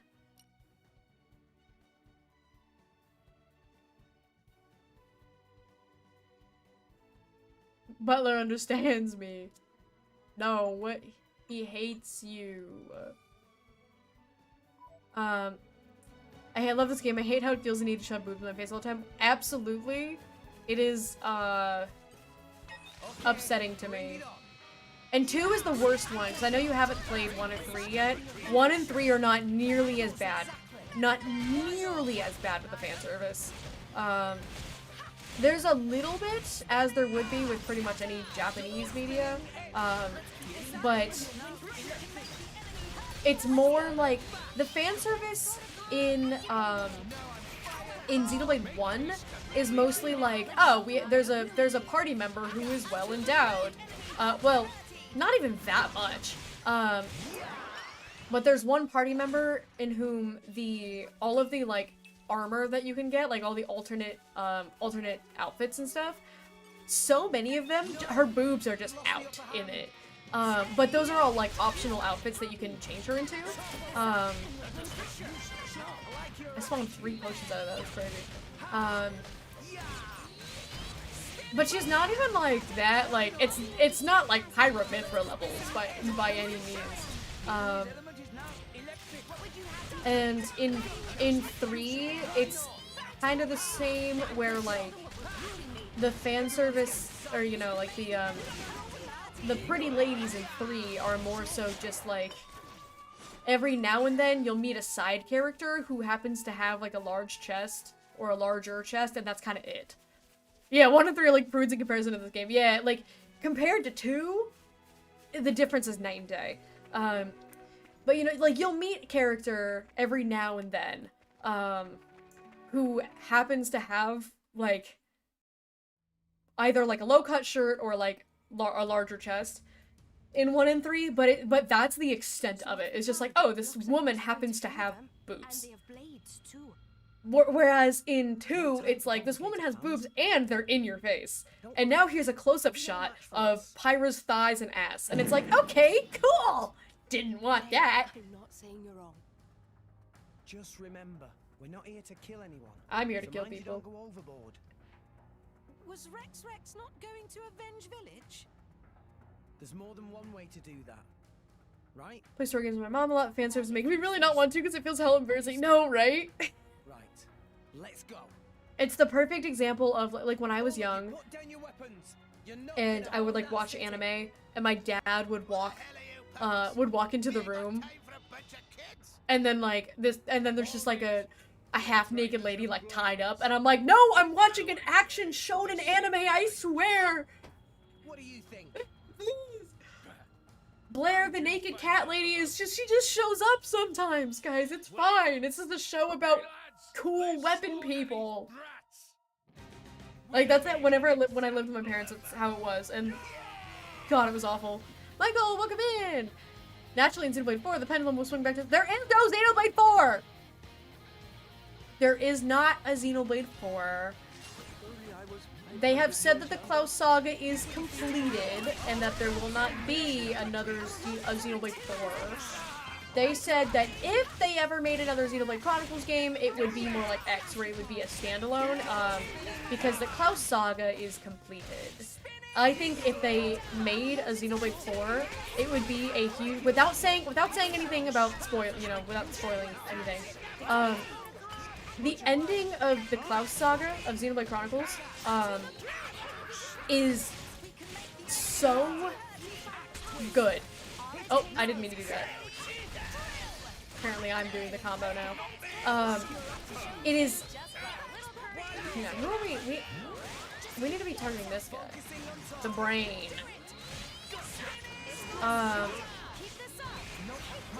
Let's do this. Let's get back on track here. So the ending of Xenoblade Chronicles is wrapped up so beautifully in a very cathartic and satisfying ending that it would be a huge disservice to the story for them to make a Xenoblade 4.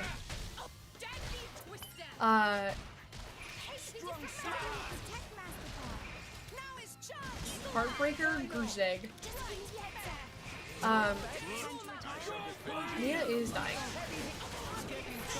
Why are you targeting me? Leave her out of this. There we go. It's fine.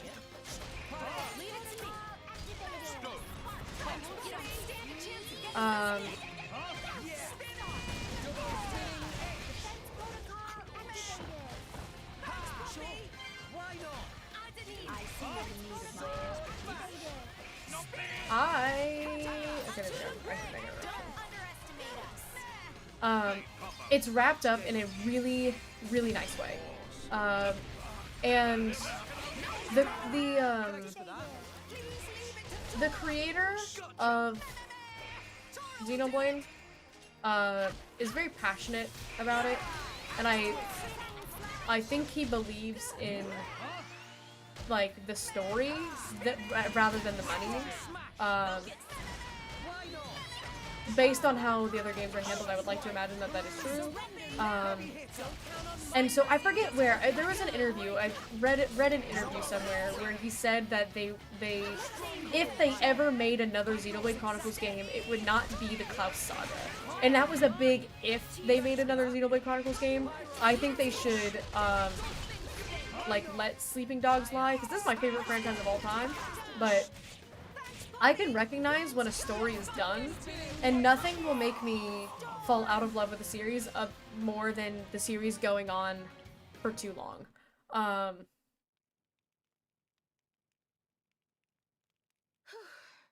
we managed to beat them, all right. But what now?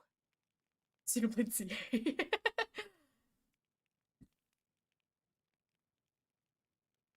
Ah, right on time. Oh, I get it. That's why you asked the kids to call them you. It isn't us they need to answer to. Right? Leaving them to the authorities. A wise decision. I suppose we should probably leave then. It's not a good idea to be here when the military arrives. Let's go. Yeah, let's move.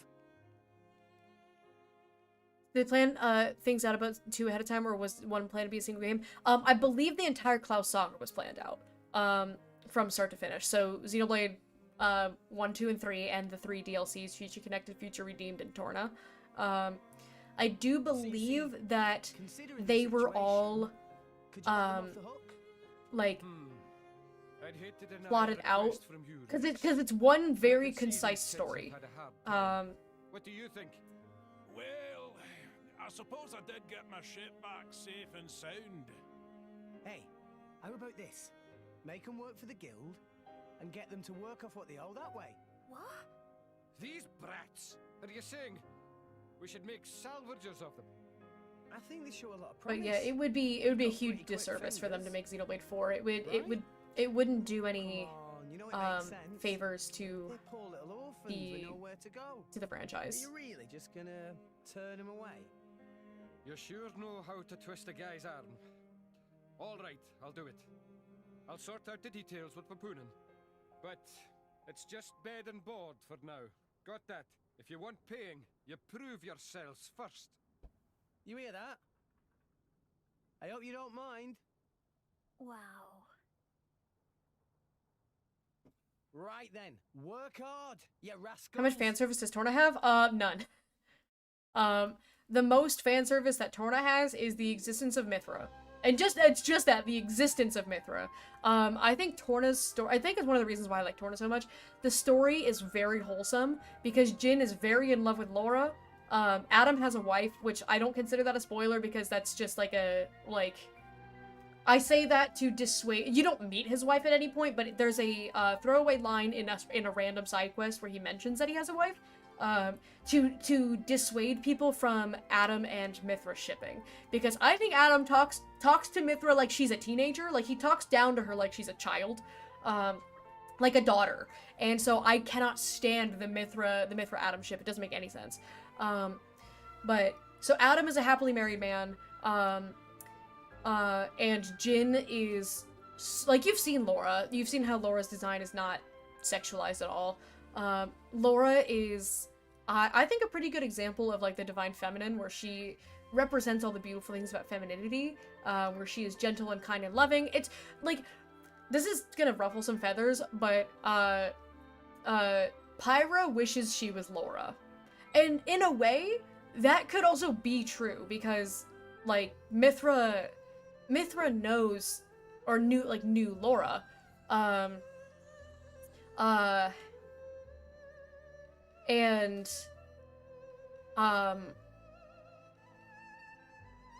So when Mithra ends up creating the persona of Pyra, I think a strong theory would be that Pyra is meant to be similar to Laura, because one of the complaints that people have about Laura's character is that she's so good. You know, she stands for good values, and like she doesn't have a whole lot of complexity to her because she's just all around like a lawful good character. And I would say that she's very wifely, where that, like I said, the divine feminine is what the trope is called. But she's very wifely, where like she's what a traditional woman would want to be, and I think Pyra is an attempt at being the traditional woman. That's why she's good at cooking. That's why she's so kind and so gentle. The way that Laura was. Like, Laura was kind and gentle. And so I think Mithra based a bit of Pyra off of Laura in some way. Where am I going? Titan ship from the flight deck. Okay, we need to go up to the flight deck. Hang on, where is Sari Nasari? I don't remember if I can find Sari Nasari this early in the game, or if they show up later. I don't remember. I think maybe they show up later. Which is fine, because I don't need that core crystal yet. We did just get access to Wolfric, though. I saw that the Beastly Core is usable now. Xenoblade's done a genuinely wonder what one of the stuff is planned. Nintendo isn't gonna sit back and let me do nothing.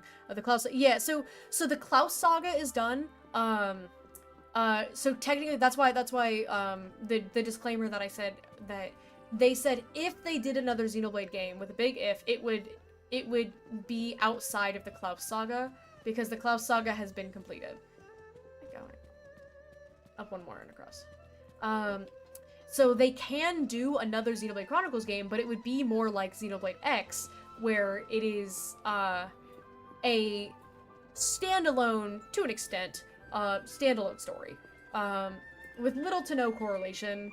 There are some little bits of correlation, but it's, for the most part, its own thing. And so they would do something like that, where they would do standalone game, or they would start a new Xenoblade Chronicles. It just wouldn't be Xenoblade 1, 2, and 3. Like it wouldn't be Xenoblade 4. It would just be Xenoblade, you know, something else. Xenoblade Y and Xenoblade Z.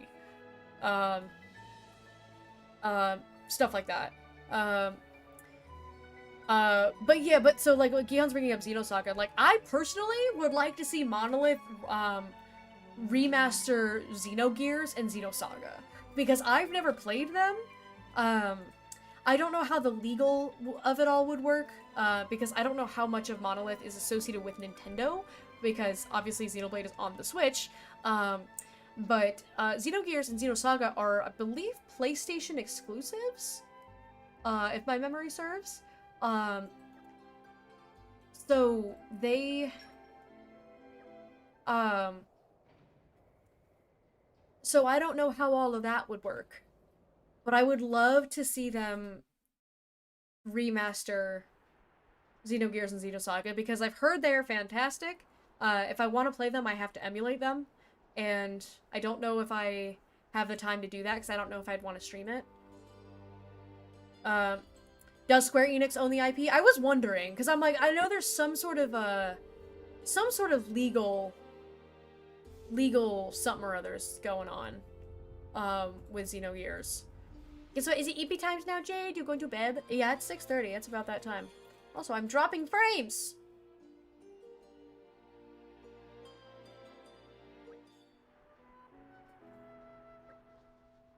Good night, Dave! Monolith is the baby of Square Enix. They're the baby! Good to be on land again. It's a pretty long voyage. This place seemed more empty than Poppy expected, though. Most likely because this is a small port, separate from the main city. That must be it. So I suppose our next task is to journey to the capital. From what I heard, the ship, if we just head out of the port to the right, it should be a straight path there. Not too far off then. Still, this is our first time in the country, so we better keep our wits about us. Agreed. Might be best to make preparations before we head out.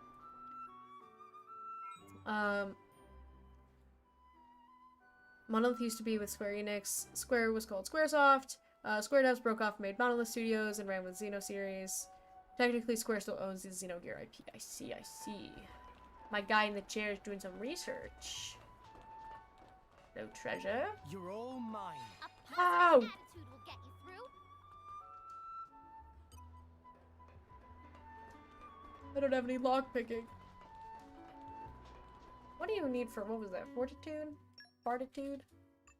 What do you need? Ah! I hope I can use this to help out. Meatball pot of how do I get I think I have to make it. Do I have to make it at Tora's house? Whoa, There's I'm getting still- affinity all over the place. I'll be your rock.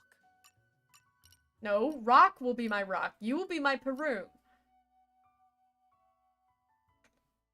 Do good deeds to oh, frick, I forgot about that.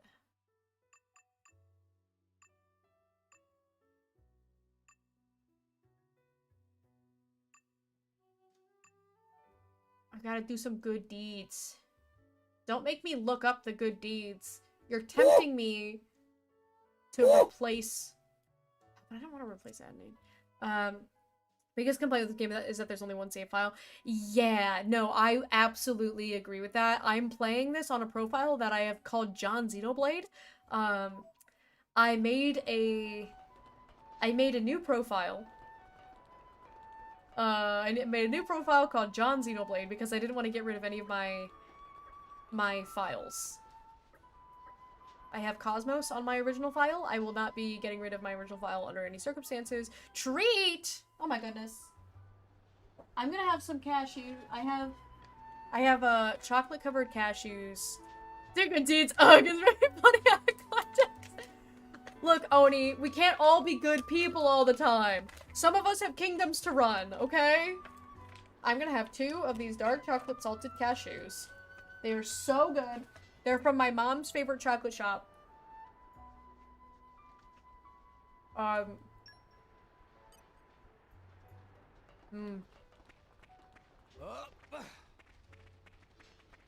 They're from C's Candy, which is a California chain. And my mom lives in Florida. And come out. Isn't it great we so can get all this when stuff I lived right in out of the California, ground? I used to bring my mom C's all the time. And recently, last time I was visiting my family, my grandmother had received a bunch of C's from my aunt, my mom's sister, who still lives in LA. And my grandmother was like, this is entirely too much chocolate. So I was gifted a bag of dark chocolate sea salt cashews, and they're so good.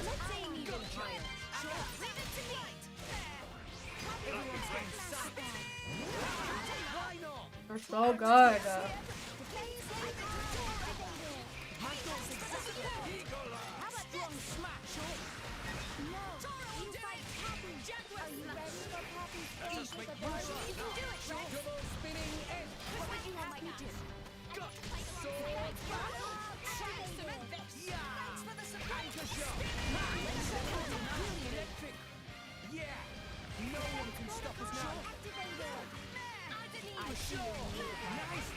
What is that? I can't say anything.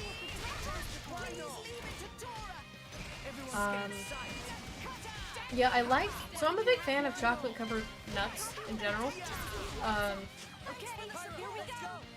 But I love. Oh God, that quick time is gonna mess me up consistently.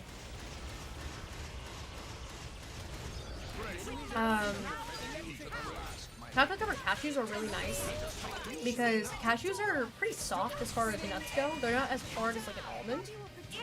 They also don't have that skin. Like the almond skin, sometimes it gets stuck in your teeth. Not a fun time. I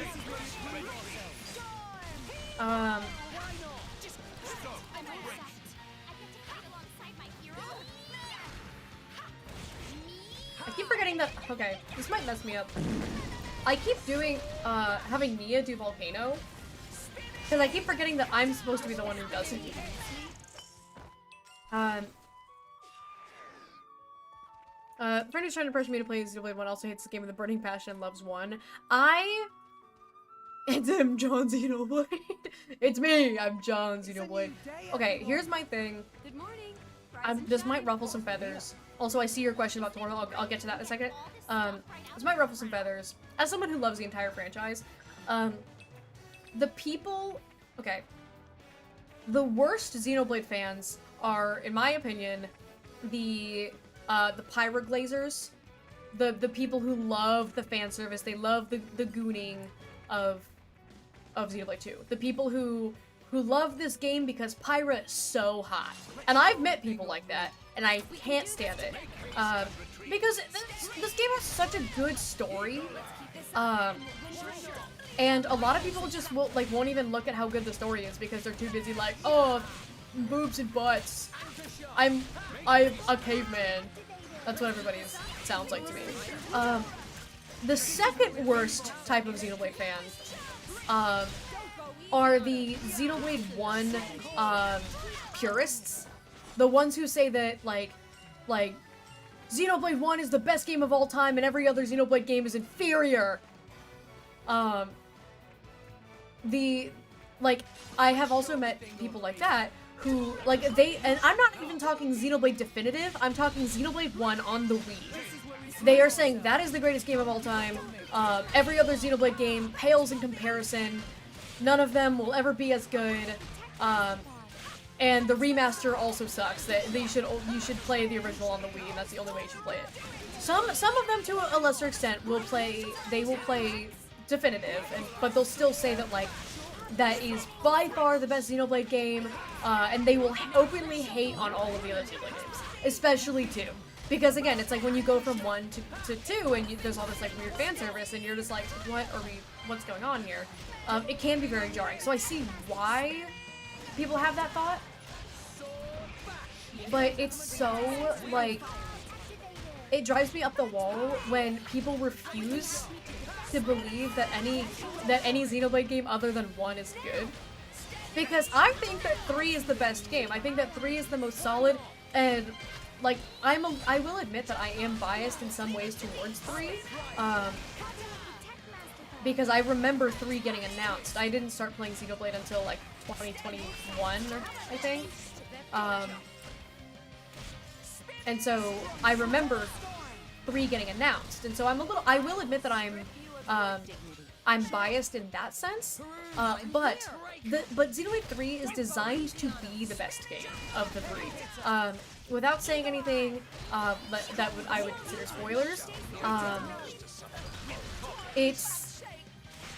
it takes the best things of 1 and 2 and makes a game out of the best things about 1 and 2 and leaves the worst things of 1 and 2 out of it.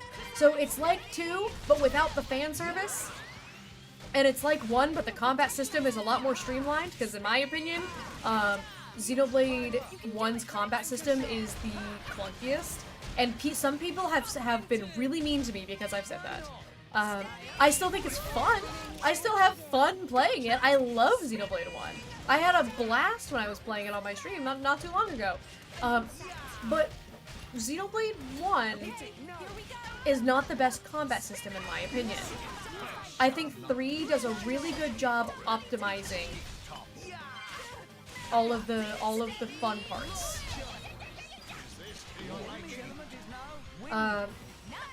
I also think that Xenoblade X Definitive, I think X Definitive streamlines 1's gameplay, because Xenoblade X plays a lot like Xenoblade 1, but they added in some extra mechanics that, in my opinion, make it a bit more intuitive, and they help that gameplay loop feel really fun.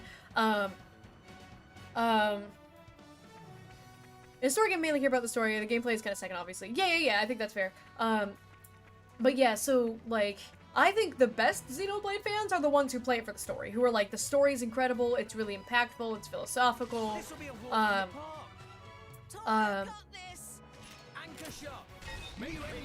can't stand people who like Xenoblade just because Pyra's hot. Like people who justify the fan service is what I mean by that. I'm simplifying it by saying, oh, Pyra hot. But it's just the people who justify the fan service, because I love this game. I will criticize the fan service because I've always said that if you're not comfortable criticizing things that you love, you need to bump up your critical thinking a little bit. Because it is absolutely acceptable to love something and still criticize it. Because nothing is perfect, and none of the Xenoblade games are perfect.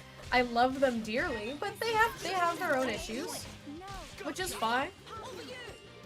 And unfortunately, the biggest issue that Xenoblade 2 suffers from is its fan service. The fan service is turning people who would love the game away from the game. And that makes me sad. Because I know tons of people who would really love this game, that they really either struggled to get through it, or they can't get through it because the fan service is so bad. Who are we fighting? This guy.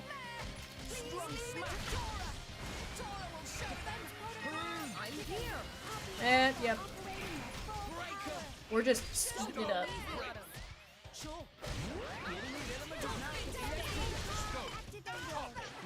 I can't do that launch because I am not agate.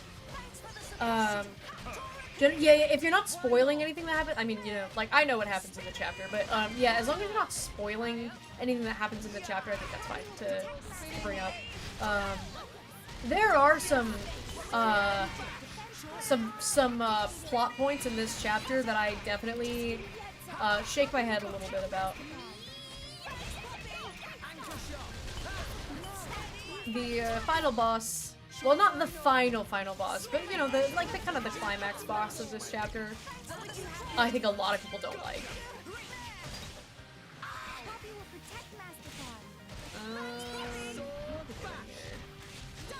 Steam explosion. Little steam explosion going on. But yeah, so here's the problem with Xenoblade, right? Just as a franchise, they suffer from having really awful fans, and that's like, I absolutely adore this entire franchise. I'm very passionate about it. I think it's a fantastic series. Oh, I missed. But the fans kind of suck. And it's one of the reasons why I didn't play Xenoblade on stream. I played 3 on stream when it came out, but that's because it had just come out and I was really excited. But I wouldn't play...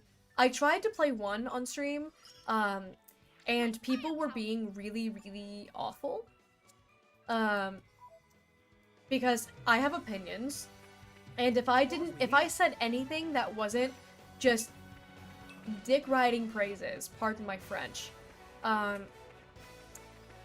people would get so mad at me,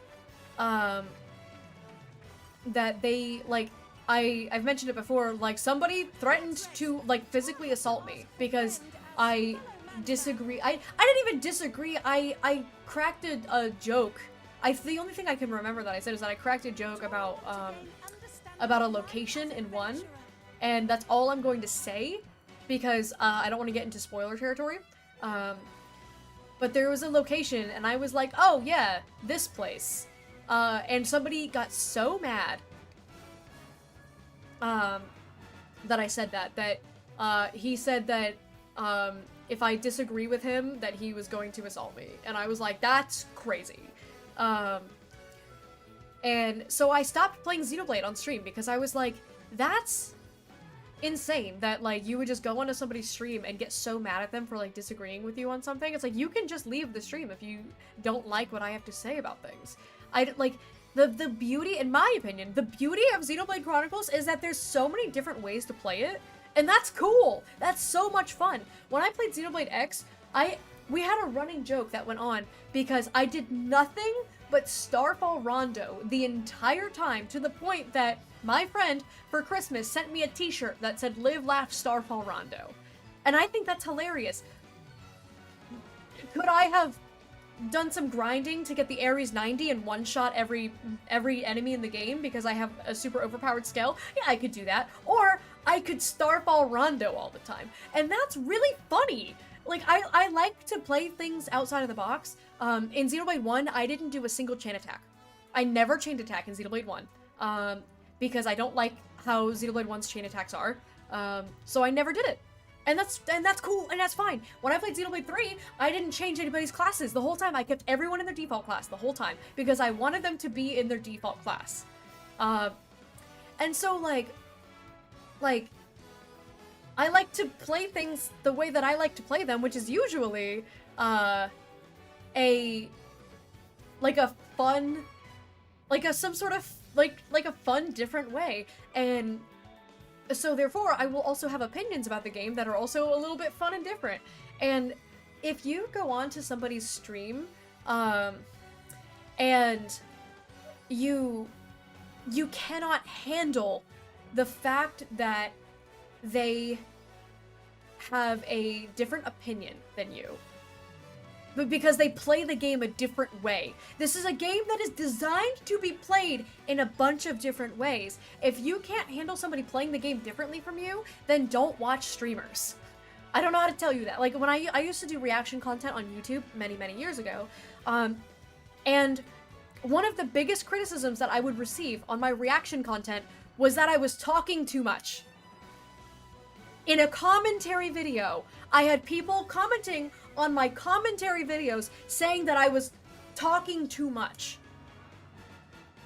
They're like, just shut up and watch the music video. If you want to watch the music video, go watch the music video. I'm not gonna sit there in silence because I'm gonna get copyright strikes because I'm playing music. Like, I had to do what I had to do in order to avoid copyright.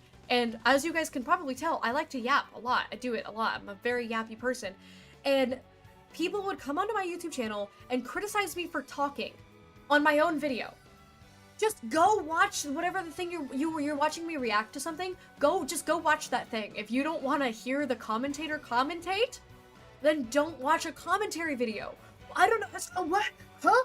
And so, like, I can't stand when, and I'm on the soapbox, even though nobody did this to me recently, but just in general, like, I can't stand when people, like, can't accept,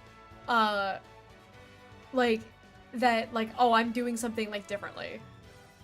You know, it's just like this, oh, man.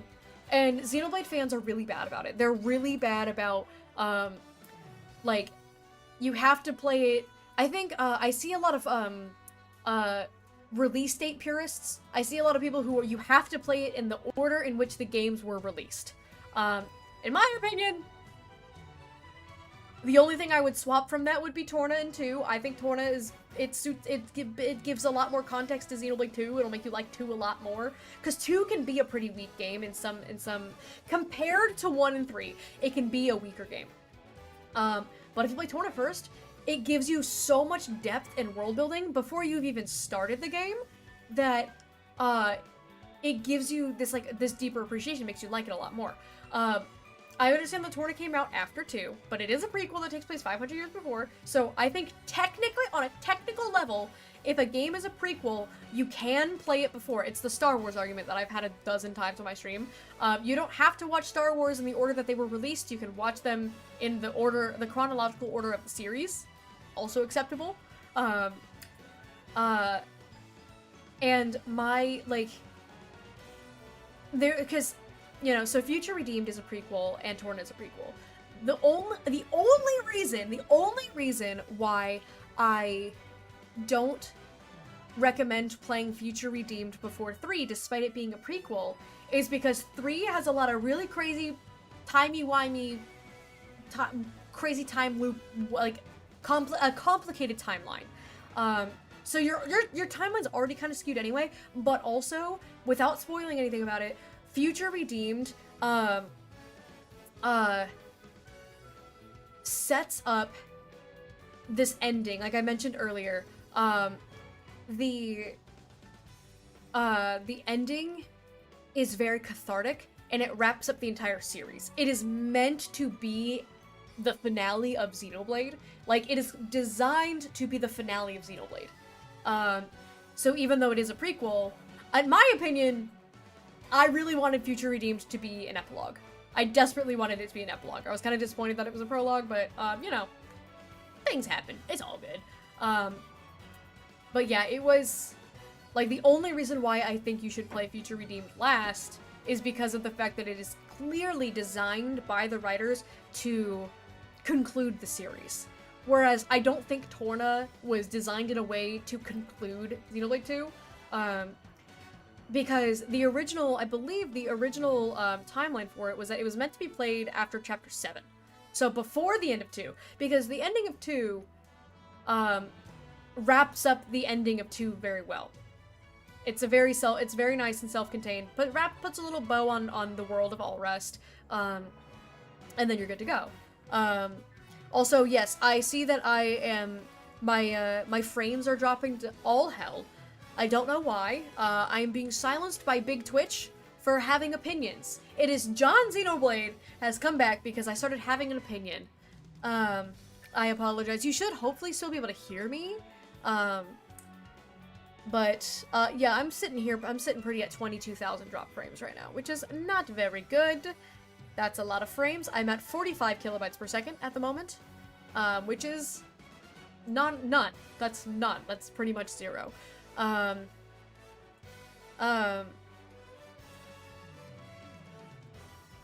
also need to catch up on chat as well. I know I was yapping a whole lot. But I don't know if I should be waiting for my bitrate to come back. I do think, correct me if I'm wrong, but I do think you should be able to hear me fine. Because this happens sometimes, because Twitch hates me. And, well, technically it's OBS is the thing that's having a tough time. But you should be able to at least hear me. And the beautiful music of More Arjane in the background. This might go on for a while. I think Torna felt it needed to explain blades. Yeah, and that's one of that, you know, you can use that as an argument for playing Torna after playing 2. I think that's fair.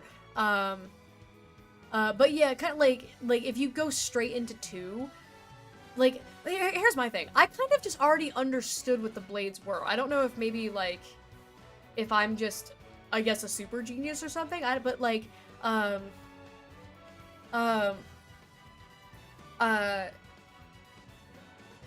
for me, it was like, I kind of just, I think it's because I've seen Soul Eater.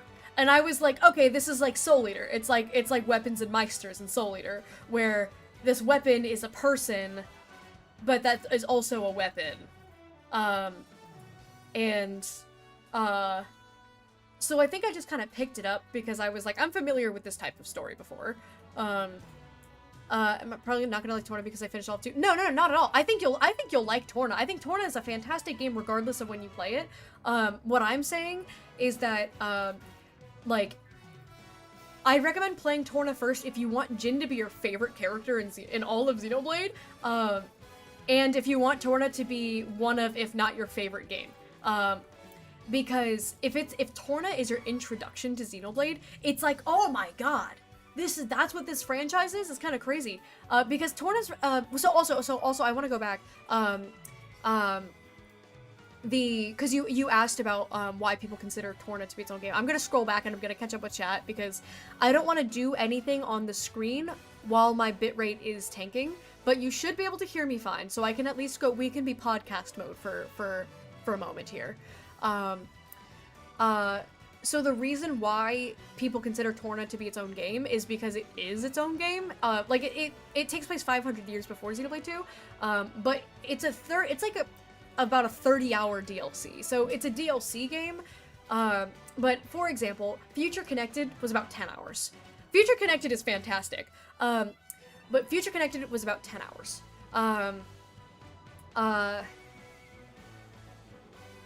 I squeezed just shy of 30 out of Future Redeemed, but Torna is, I think, the beefiest of the DLC games.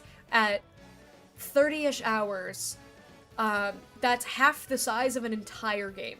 Which for a DLC, that's a lot. Most DLCs and from most franchises, from most IPs, a DLC is like a 10-ish hours. The Tales of Arise DLC was about 10 hours. I was thoroughly disappointed with it because I'd been spoiled off of Torna. But Torna is a very story-rich, so, again, so like Future Connected, right? Future Connected follows Shulk.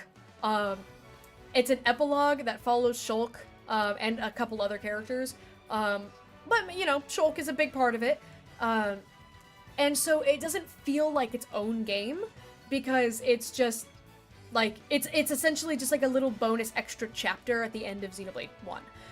Whereas Torna is 500 years in the past in the same world, so it's an almost entirely a new cast, and it's from the perspective of the villains. But before, you know, before he was bad. And, like, I think that is fantastic. I'm a big sucker for giving villains a good story. My book, Crown of the Alchemist, features something similar where, like, I really like to dive into the psychology of the villain characters. I know a lot of people who...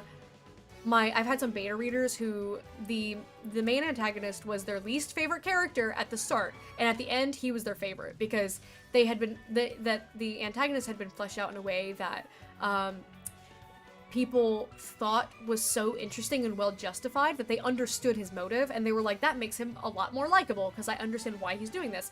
Torna does that for Jin. Torna gives you reasons to like Jin.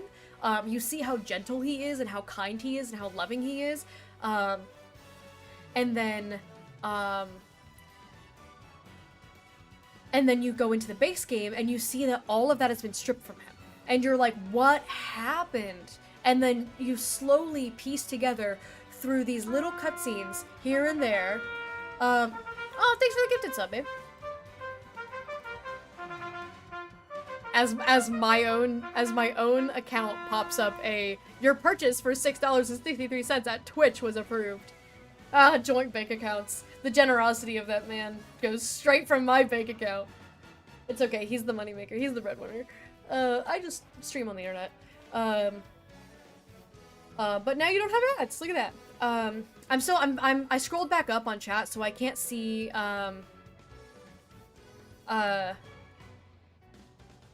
I can't see. Is that Lim down at the bottom? I'm peeking. I'm scrolled back so I can't see things. I'm dropping frames like crazy. And I'm catching up with chat and yapping while I'm waiting for the frames to come back. But yeah, so the chronology of Torna first versus 2 is that you start off, like, you fall in love with this character. You're like, wow, this is like, he's cool, he's chic, he's silent, he loves this woman more than anything in the world, and you're like, that's so hot. And then you realize that something has been taken from him and that he is now a different man, and you start to piece together through playing 2, you get all these you get these little cutscenes of Jin, a little bit here and a little bit there, and the whole time you're just like, what happened to you? Like, I want to know more about what happened that led you to reach this point that you're at now. And so it gives me, personally, a lot more motive for the Torna, the terrorist group Torna, to, like, want to follow along after them. I, like, eat up any scene that they're in, because I'm like, what is going on with you guys? And I thought it provided this extra level of, like, intrigue and mystique that was so juicy. Okay, anyways, I've scrolled back. In a story game, I mainly care about the story. The gameplay is kind of second, obviously, but if I'm not having fun playing the game, then I'm probably not gonna like it. I bought a game, not a movie. I do think, so, in instances like that, where, if the story is, like, the story can be good, but if you don't have fun playing the game, then it's like, well, you know, I bought a game to play. People do cutscene movies, where they will, they'll splice together every cutscene and make it into a movie. I recommend people just watch that. Like, hey, if the gameplay's not for you, like, I think that everybody, if you don't like turn-based games and you don't ever want to pick up Clair Obscur, watch a cutscene movie of all of it because the story is so insanely good. But it's like, because it's like, you don't have to play it, but I think the story is worth experiencing. The whole chapter feels like filler arc. Yeah, I can't get into what the objectives of this chapter are, but to keep it vague, it's essentially, the character backstory side quest, is what the D&D trope would be, because if you were to look at this like a D&D campaign, and your party as playable characters, this chapter is essentially Tora's story arc. This chapter is where we learn more about Tora, and like the ghosts of his past haunt him. It's very common in Dungeons & Dragons or other TTRPGs where you give your DM your tragic backstory, and then your DM will write your backstory into your campaign to come back and get you in some sort of way, for some sort of resolution, because most people have unresolved things in their backstories. So for Tora, the big major unresolved thing that he has mentioned is that his data pawn is missing. They don't know what happened to data pawn, and they mentioned another artificial blade that data pawn was working on, that Tora then replicated when he made Poppy. And so we get the closure on what's happening with Tora's family. And so it's a filler is what you could describe it as filler, because I see that, because it's not necessarily relevant to the main story, but it is relevant to the character development. And so I don't know if you would consider character development as filler. It's one of those things where it's like, in some ways, yeah. Having spent years in the Sonic fan minds, I learned to just like what you like. Yeah, Oni has it harder than the rest of us because he likes Sonic the Hedgehog. After I finished this game, I was so happy I wanted to share my opinions, posted a tier list showing what I think of each character, put Morag bottom tier, Jin and mid. Ooh, yeah, that's gonna ruffle some feathers. That's gonna ruffle some feathers because Morag and Jin are a lot of people's favorite characters, myself included. I think Morag is a fantastic character because she is a peak example of, and for the record, I'm not upset because people are allowed to have opinions, but the reason why that's gonna ruffle feathers, is that Morag is a really good example of, illustrating, attractiveness without fan service. Because Morag is fully clothed, we can see half of her face. And she is, in my opinion, the hottest woman in all of Xenoblade. No contest, I don't think any other woman comes close to the aura that Morag has. I do think that they could have done more to flesh her character out. I think that's one of the disappointments about 2 for me, is that I think Morag could have had more character development. What we do know about her is that she is the sister of Emperor Nile, and that she cares very, very deeply for Nile. And thus she cares very, very deeply for her country. She's a strong-blooded Ardanian. And that's kind of all we really know about Morag. I do wish we had more. But I think Jin, since you didn't play Torna, I can understand why you would put Jin in mid. I can understand why you put Jin in mid with Torna without playing Torna. If you do what I did and fall all the way in love with Laura and the way that he looks, okay, I'm a sucker for a man who yearns. When you're playing Torna, pay attention to how Jin looks at Laura in like every scene that they're together. The way that he looks at her with this gentle, he yearns. And I'm a sucker for that. I think he has a really, really fantastic story. X is the weakest one. I think X is just in its own category, is the thing. Because I think X is just so different because X isn't focused on story. X is more focused on exploration. It does a fantastic job with the exploration, but I do think the story is the weakest, but that's because it was not meant to have an insane story. I like Lao a lot. I think Lao was a really good character, and I think Elma's a good character, but there are some moments where it does fall a little bit flat. Blossom Dance is the best skill in Xenoblade X because Longsword. Starfall Rondo or bust. I will never do anything other than Starfall Rondo in that game. I had a build that was centered around it. It was so stupid. It was not the best build in the game, but it was funny. Sounds like they want to start new save files. Less about you and more about people wanting their own validation. Yeah, absolutely. People just want to be validated in their own opinions. And also, Oxon, welcome in. You're asking if I've beaten the game. I'm very far behind. I'm catching up on chat now. I'm assuming you've probably, if you're still here, you've probably put together that I have. I'm doing a marathon of the entire franchise. This is my second time playing the game myself. I've played it through once, and I've seen a bunch of my friends play it.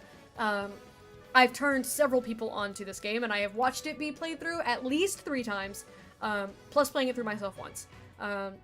So I've seen it front to back at least 4 times. And this is my 5th. But second time actually with the controller in my own hand. We're getting our bitrate is starting to do better. We're hovering greens and yellows now rather than yellows and reds. Never mind, it's back to red. I jinxed it.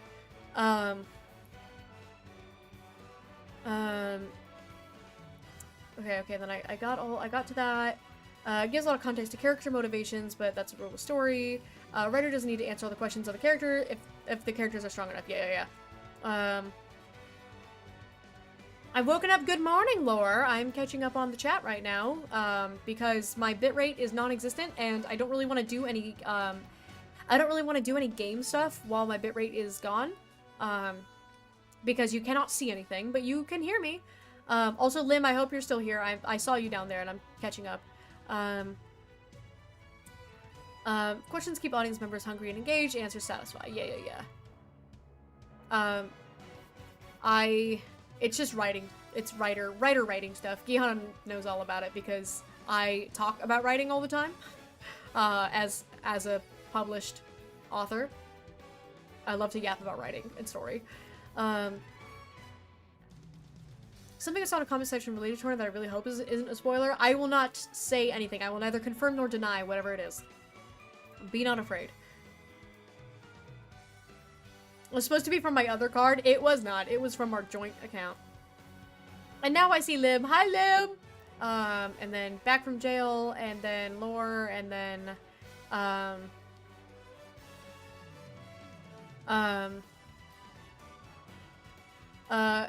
looking at the comments for a song called The Abandoned City. If you know where that plays, yeah. I saw comments saying this also plays the ruined Torgoth and Torna. I will neither confirm nor deny anything, and I will just read that and move on. Milk Run? What do you mean Milk Run? Are you... Why are you... Who's going for milk? Morag is also just normal. Others have something special going for them. Morag is just peak human. Yeah, she's like, Maki from, like, JJK, where it's like, or like Toji, right? Where it's like, she's not special in any way. Like, she has a title, like, as a Special Inquisitor, she has a title, but, like, she's going toe-to-toe with the Aegis because she just built different. Because she works hard. What she has is Brigid, but needs to be strong enough to bring out Brigid's potential. Yeah, I also think that Brigid was an underutilized character. I think there's a lot more potential for Brigid, and I think it is not quite where it could have been. Tor's a super genius, Rex is the master driver, and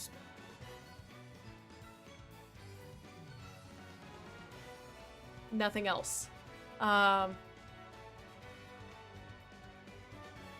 If you don't play Torna, I feel like the most of the game up to chapter 8 doesn't make sense. Yeah, that's how I see it, but I mean, there are arguments for or against it.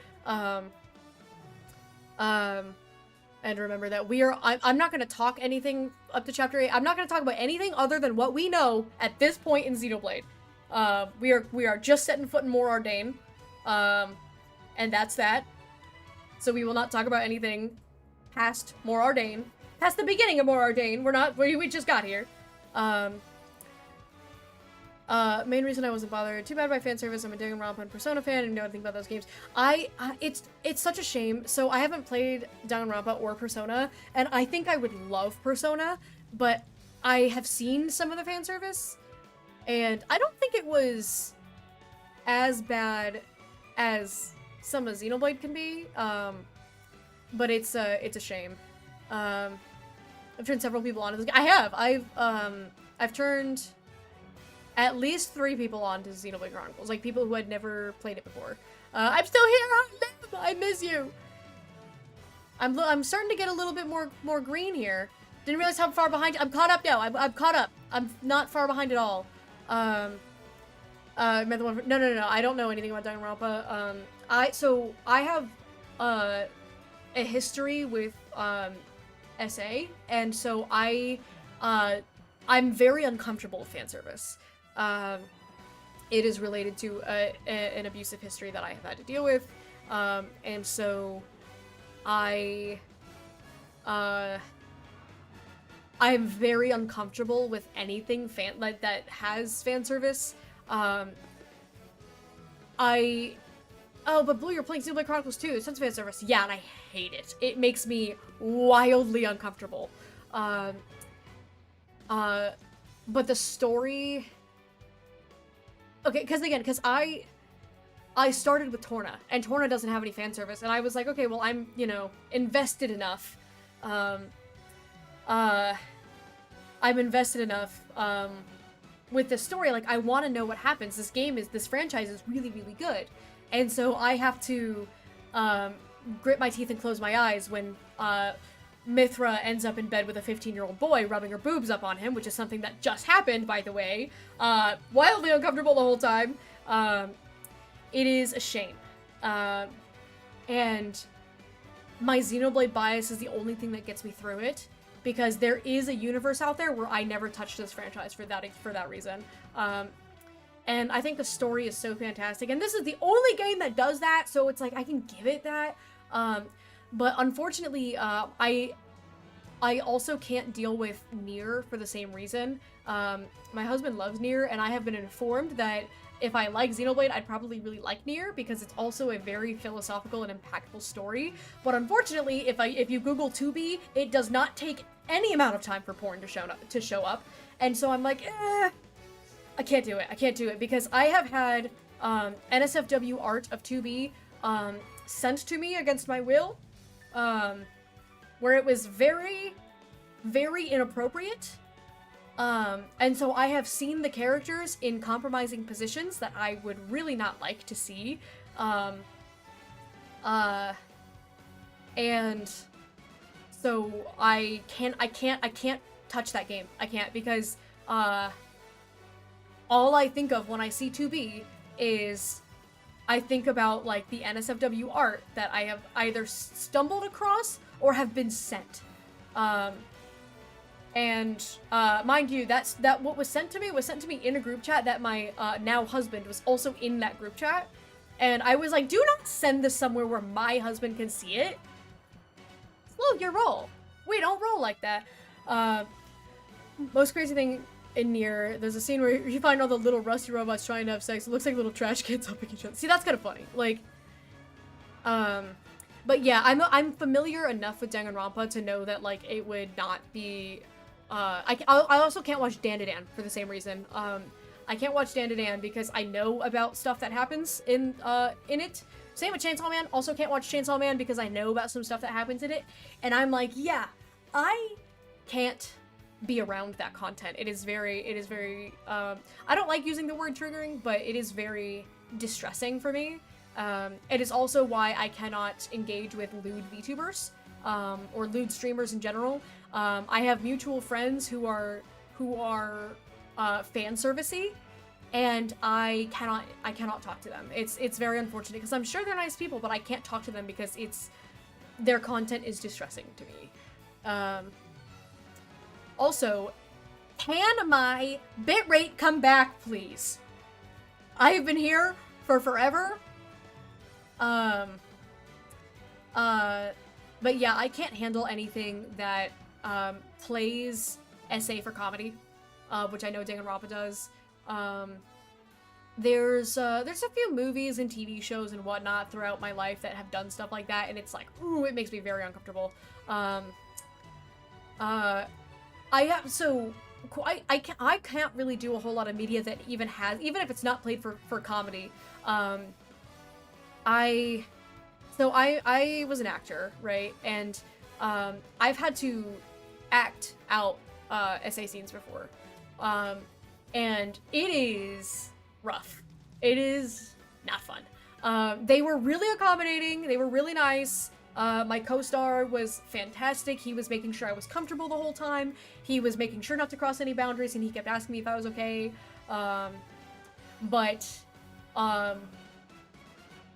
Actually, one of them was my ex-boyfriend. I just remembered that. That was a memory that I completely forgot about. Because I think one of my co-stars dropped from a short film that I did that was about a guy, like a serial killer who would manipulate essentially he would like emotionally manipulate women into falling in love with him, and then he would, kill them. And the actor dropped, and so my ex, when we were still together at the time, I called him up. I was like, hey, our actor dropped, can you fill in? Because he was also an actor. And he was like, yeah. So he drove over to set and he filled in, and he's one of the reasons why I have a lot of trauma. I don't want to talk about this anymore because I don't mind talking about it, but I think you guys are probably like, Blue, this is way too much information.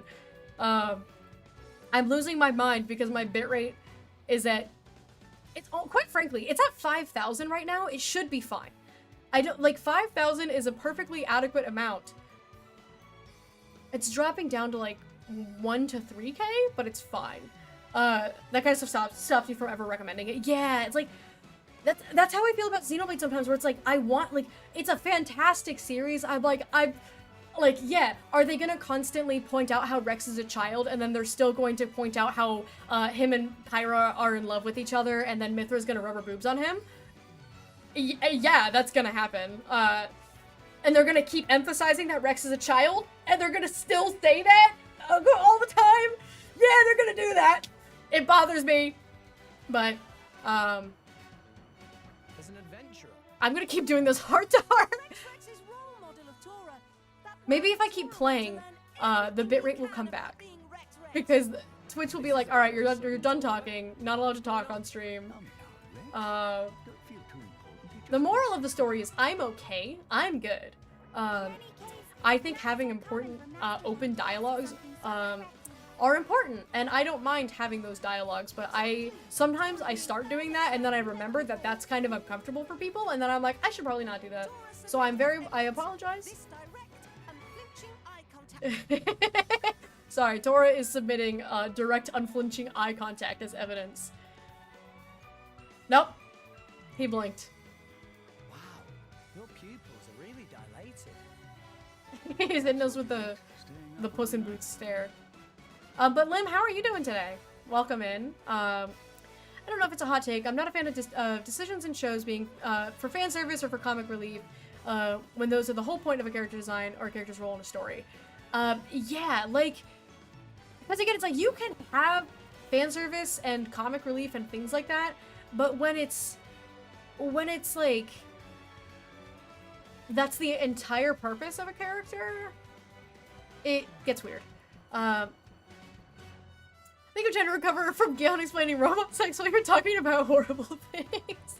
Not on take, fan service is fine if it's integratable. Yeah, it's like, I'm not like such a prude that I'm like, absolutely, no, like, don't fan service at all, ever. I don't ever want to see a boob in my life. It's like, I have boobs, I'm a woman, like, I'm chill. But it's like, when it's agreed, okay, so it's specifically when a woman is reduced to an object. That's where I have the problem, because you can have a fleshed out, in-depth character, and then like there can be fan service with that character. I would like to submit my own webtoon as evidence. The main character, Adeline, is a beautiful woman. She's bad, dude. She's a baddie. She's got a fat ass, and she's sick as hell. She's the main. She also has significant amounts of trauma, and the story focuses more on her trauma than her assets. She just happens to also be hot, and she has little fan service moments because the guy who draws her is a gooner and loves to draw the pretty blonde lady. I'm gesturing at my husband right now, who loves to draw the beautiful blonde lady. So there is like tasteful fan service, like the chapter that just came out recently. There is specifically a scene that is meant to be fan service, where she is changing into a fresh pair of clothes, and so she's wearing a big button-down shirt, with no pants on, but the button-down goes down to her mid-thigh, so it covers everything. The shirt's a little bit unbuttoned, you can see a little bit of cleavage, but it's not like she's not nude, it's nothing like that. But she's putting her hair up in a ponytail, with the hair tie in her mouth as she's like gathering up her hair, and she's wearing just a big shirt with no pants. That's meant to be fan service, because apparently men are into that. Apparently men love girl in big shirt. Girl wearing boy shirt, the men eat it up. So we include that for, like it was meant to be fan service. Like, it's meant for people to go, awooga, Adeline's kind of hot. But also, the story is about this trauma that she suffers from watching a bunch of her friends get killed from her own negligence. And that trauma resurfaces through nightmares, through flare-ups of blight, and through future fights with the creature that killed her friends. And so this, like, she is a complex character who is, her ultimate objective is the story. It's the trauma that she has to work through as she makes better choices with her life.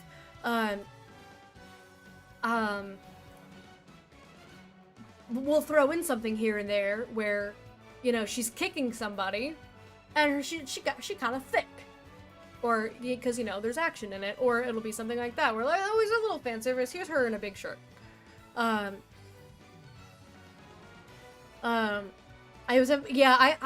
always have her in Massive Melee Mithra. Once we have access to Mithra, I will do that, but right now we still don't have access to her.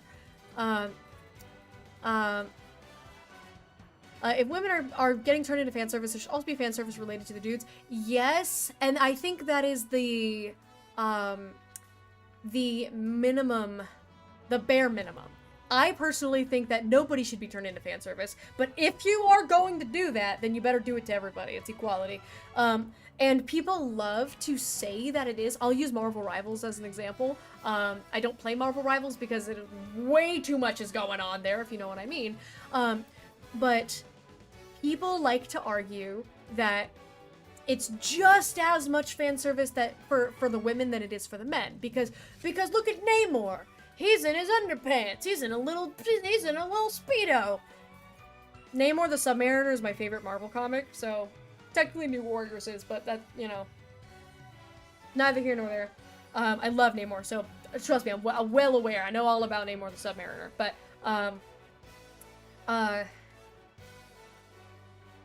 people fail to understand that that is not the female gaze. That is not female fan service. That is male power fantasy fan service. That's still fan service for men. The women are half naked, and the men like that. The men are half naked. The men like that too, because it's like, oh, it's like Goku. He's all big and strong and shirtless, or He-Man or something like that. Women, a majority of the time, that's not for us. We prefer generally softer men. And I'm generalizing things because there's always going to be exceptions, there's always going to be outliers. I had this conversation like a week ago on stream, where I compared Hugh Jackman. There are two magazine covers of Hugh Jackman. one was for a men's magazine and one was for a women's magazine. And in the men's magazine, he's shirtless, oiled up, shredded, sweating, screaming, Wolverine style, right? And in the women's magazine, he's wearing a sweater and has a soft little smile. And like, that's what women like. We like a softer man. That's fan service for women is a man doing the dishes. That's what, like, I'm gonna tell you guys something. Yesterday, I went downstairs to do the dishes, because I was like, I'm gonna clean the house. I went downstairs to do the dishes. Gihan had already left for work. The sink was empty. The dishes were done. I about called him right there and to tell him to come home because I had some business to attend to. Because seeing that he did the dishes, oh my god, I was about to impregnate that man. I was like, come home right now and take it all off. Because it is so hot for a woman. I'm gonna turn my fan on. I'm getting hot and bothered thinking about it. It is so attractive for a woman to have a man do household duties. We love that. Wear a sweater and do the dishes and bring me a cup of coffee. That's the hottest man. And read a book. I love a man that can read a book. Anywho, I tried new mobile games today. They were like, they were fantasy. I love good fantasy game. And I started a game and boob, but fighting goblins and things in a low-cut crop top and the shortest skirt. And I was like, okay, well maybe that's a one-off. It wasn't. The game is so well made, but man, yep. Yeah. That's why I don't touch mobile games. I don't like that fan service is colloquialism for sexualized content. Other stuff can be fan service, like in Daimon. Goku calls Nimbus and uses it again for nostalgia. That's fan service. Yeah, technically, I do agree that it's become colloquialized to mean like sexual content. People don't call it that because fan service is like salt. Salt isn't on the menu, but you definitely feel it when there's too much or no salt. Yeah. I hate when down rope it does, but it's like, yeah. Goku using all sorts of transformations, using the Pataras fan service sometimes because the transformations are sick as hell. Kaioken with SSB Super Smash Bros. Got it. Not Super Saiyan Broly. Super Saiyan Broly. Super Saiyan Broly. I know all the Dragon Balls. He's getting mad that I'm saying Broly and not Super Saiyan Blue. I'm not a Super Saiyan. Well, maybe I am, because maybe I've been Super Saiyan the whole time. Have you ever thought about that? I'm blonde. And I'm kind of a baddie, right? I could beat the hell out of you if I wanted to. I could beat you in a fight. I'm strong.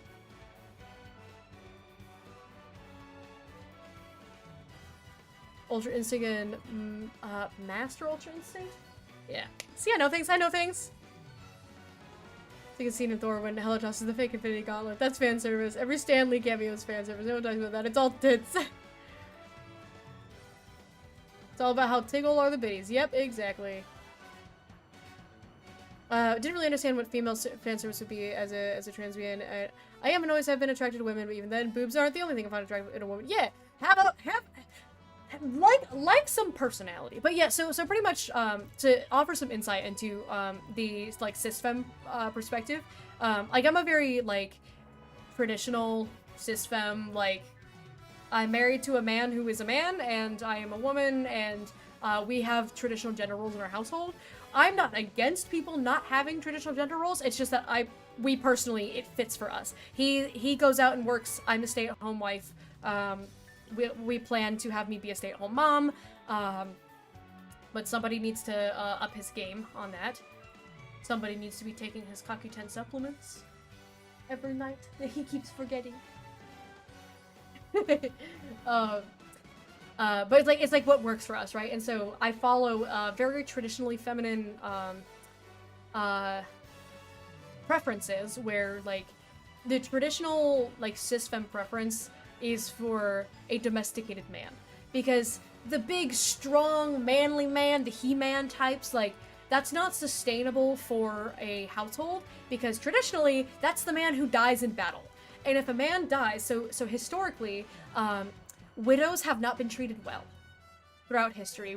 Widows are pretty much the lowest social caste you can be. Widows oftentimes became beggars on the street. Because men would not want to marry a widow, and so if the widow did not have a son to take care of her, then she was pretty much just screwed. And so the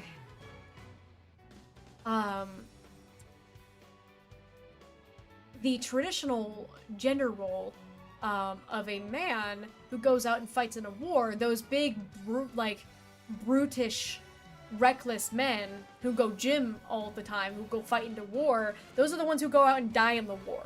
And so that needs to happen. Those people need to exist. But if a man goes out and dies hunting, you know, because we'll go even earlier than like wars. We'll just talk hunting and gathering. If a man goes out and dies because he gets mauled by a mammoth because he's trying to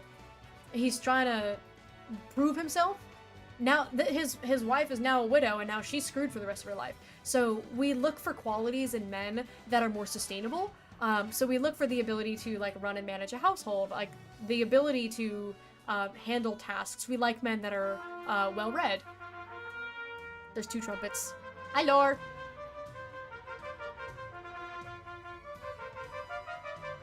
I don't know why my trumpets do that. Every day we inch closer to knowing you for a year. I didn't even hear what that was. What did that say? Every day we inch closer to Blue knowing me for a year. 8 months is almost a baby.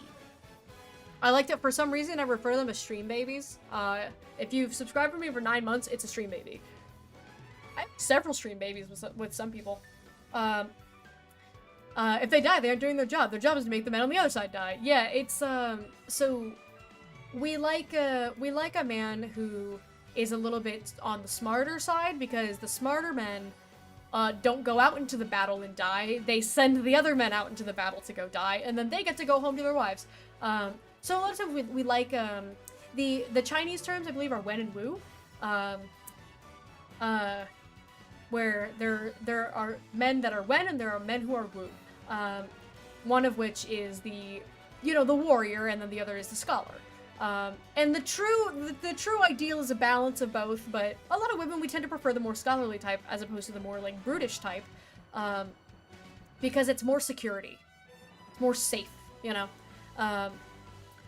But also, you said you like women who aren't afraid to share their opinions and don't agree with everything and have a little spunk. You would love the main character of my webtoon. You would love her. I think Nia and Edeline are pretty similar. Drop that code. Let's drop that code a ping. There it is. It's on Tapasane on webtoon. I think the first thing she does when you meet her in chapter 1 is she calls out a man for shirking his duties, and then she's like, do I have to report you again for doing this? She too is also shirking her duties. But I like her attitude. Then putting Rex into explicit situations because they keep emphasizing the fact he's a child. Yeah, that's what I'm saying. That's I mentioned it earlier. That's kind of what I've been getting at with like the fact, if they were to have just made him an adult, it would be significantly less weird, but not only do they have him be 15, they have several times, they have characters say, like, you're just a kid. You're just a kid. Well, you're barely any older than me, and I'm 10 years old. Like, they keep emphasizing that Rex is a child.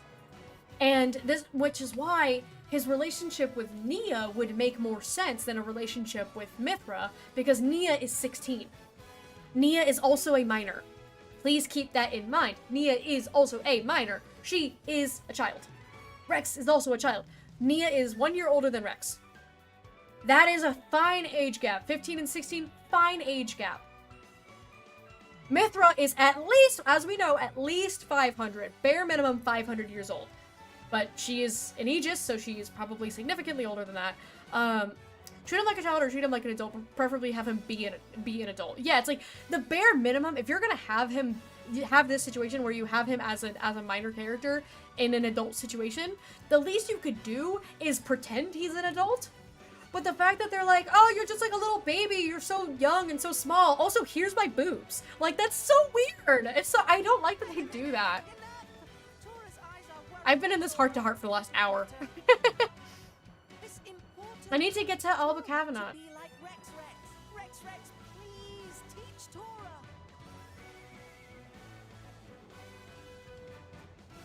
Maybe it's better if Nia teaches you. If Nia teaches you.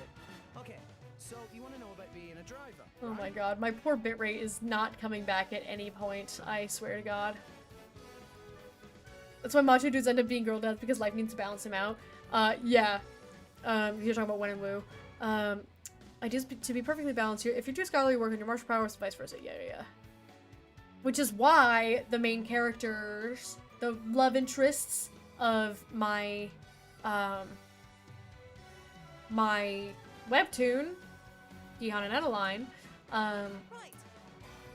I love his character because you will constantly find him reading, but also he's a big strong man that will get into a fist fight with you on a battlefield. And I think that's hot. Weapon pass is crucial element of driver blade coordination. If someone's saying me not so great at that, Tora's self-esteem plunge is par for course. I know where you're coming from, but maybe that's all the more reason to ask Nia. She's the experienced one around here. True. Nah, Tora get it. We'll ask.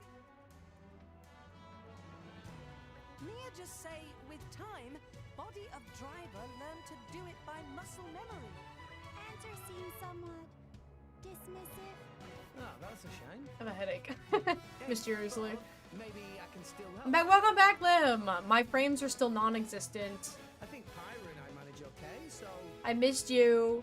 I missed my wife. I missed my beautiful wife. Rex as well. Poppy believe the kid's green as freshly mowed grass himself. God, I love Nia. Seriously? Bit a taco? Can I have a taco? That's what she thinks of me. Anyone for me? Oh, chin up, Rex. Indeed. Have much time to live out. You know what's unfortunate? So we went out for Mediterranean food yesterday. And then last night for dinner we had this like pesto pasta that had goat cheese in it. So it also had a bit of a Mediterranean flavor profile to it with the goat cheese. And we have to have Mediterranean chicken for dinner tonight because I forgot to start the crock pot for the pot roast. And so the pot roast was not going to be ready in time. So I was like, well, the only other thing we have is Mediterranean chicken. Or we eat out for like the 4th time this week, which is not a good idea. And I'm upset because I secretly don't want to have Mediterranean chicken for dinner tonight because we've had Mediterranean food for the last like 2 meals. But we don't have anything else, and I don't want to go get food. What have we here? Because we've eaten out like 4 times this week.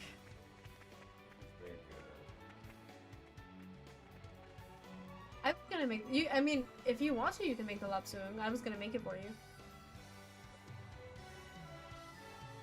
It's up to you because I know you like it when I make lapsung for you.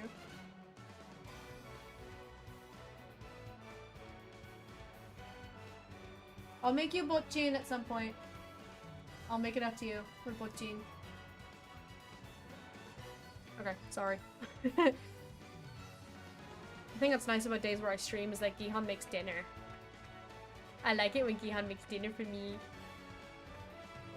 Got the family platter? Ooh, I want taco. I don't actually. Well, in my heart I do, but we did also have Taco Bell recently and it was bad.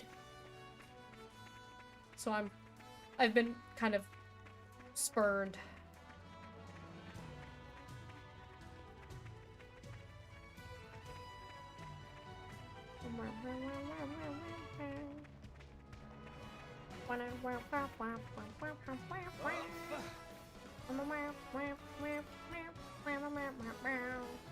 Alright, we did the side quest. It is almost 8 o'clock and I still haven't even made it to Alba Cavanagh. Unfortunate. The family of place will do you right, yeah! They better do me right. Also, based on where you live, I think that it would probably be really good. You know what's unfortunate? I think I've mentioned it before. So, I used to live in El Salvador, which I think a lot of you guys know. And the, like, national, like, dish of El Salvador is pupusas. Like, they're, the traditional... It's like a stuffed taco, or like a stuffed tortilla. They're so good. Like a stuffed tortilla that's stuffed. The traditional one is revueltas. It's stuffed with chicharron and beans and cheese. So good. And I cannot find a good... Okay. I have never had a pupusa in America. For one thing, they're hard to find, but if you find them, they are never as good as they are in El Salvador. They're always too salty. I don't know what it is about, like, because they'll be made by Salvadorans. Don't I know you, Nero? He's doing a tourist jaunt. Ooh, some books. We gotta buy books. But it's like impossible to find ones that are as good as Salvadoran ones because they're always too salty. I don't know why they're so salty. Oh. So this is the Imperial capital. Such a big city. Maybe their place is selling rare junk parts for upgrading Poppy. Time to go look. Oh, are you Salvadoran? I used to live there. Welcome in. Artemelis, is that how I say your name? Please tell me if I'm saying it wrong. Is that you there, Tora? It's me, Mooey Mooey. Remember me? Mooey Mooey? Huh? Why random old guy knows But yeah, so I used to live there in like 2010. 2011. It's Mooey Mooey. It Mooey I Mooey. was assistant of Professor Susu, your grandpeople. And ever since I came back to the States, I have found a few different places. The best ones are Miami. Those are the closest I've got is Miami. Oh, you that old Mooey Mooey guy. Of course, Tora remember. Mooey Mooey should have said to start with. Mooey Mooey did say. Oh, right. Mooey Mooey not very interesting, so Tora forgot he exists. Tora? That's not very nice. Tora's kind of... I give him credit. He's kind of funny sometimes. Never heard... Yeah, it's like... I don't know. It's just like the ones that I've had in America, they're saltier than the ones in El Salvador are. Like too much. Distracted just now. I don't know why. Thinking of how to upgrade Poppy. Why could it be? This looked like artificial blade. Mooey Mooey right. Tora studied Grandipon and Dadapon's blueprints carefully and finished construction. Meh, how wonderful. If only Professor Susu's still here to see results of hard work. Mooey Mooey, you have any idea where Dadapon went? That day when the lab was attacked, Mooey Mooey was out on errand. When I got back, Professor Susu's body was lying there. But there was no sign of Professor Tatazo. I see. Even Mooey Mooey not know. Do not feel down, Master Pon. We will find Dadapon someday. Though no evidence for this hypothesis. Thank you, Bobby. Butler, be nice. Anyway, Mooey Mooey apologized. But how I mean, they're like good. When you just arrived in city. Friend of Mooey Mooey running in just up ahead. They're good, but they're not like as good as I remember pupusas being from like when I lived there. Mooey Mooey is best friend. We get our Hot Springs episode.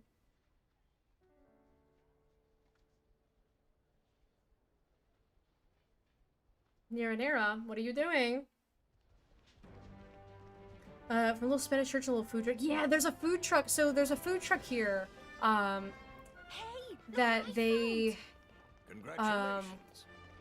Here's the books. Here's the books. That's where I get them from. And they were like. Yeah, it's like they were good. How many more do I need? How many books do you need, lady? Ah, we did it.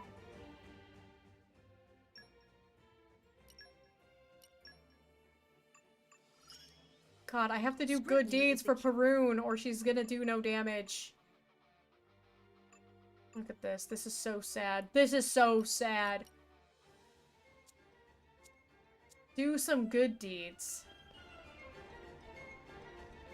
There's no good deeds here for me to do. Oh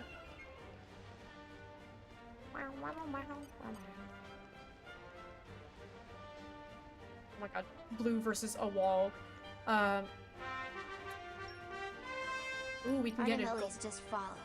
I'm buying 1 golden cylinder. I'm running a little bit tight on cash here because I had to buy so many books. Who was that? Who was who? Who was what? Which one? And thank you so much for the follow, Automouse. Welcome to the— oh! Sorry, turtle in the way. Welcome to the Royal Court. I hope you're having a wonderful, wonderful day.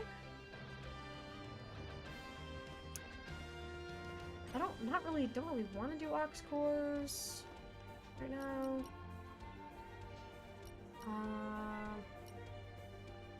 The lady— there's a lot of ladies! You have to elaborate! Which one? Can you describe the lady? This is a type, don't mind. Yeah, he's just walking through. He's just on his way. Block rate when HP is low.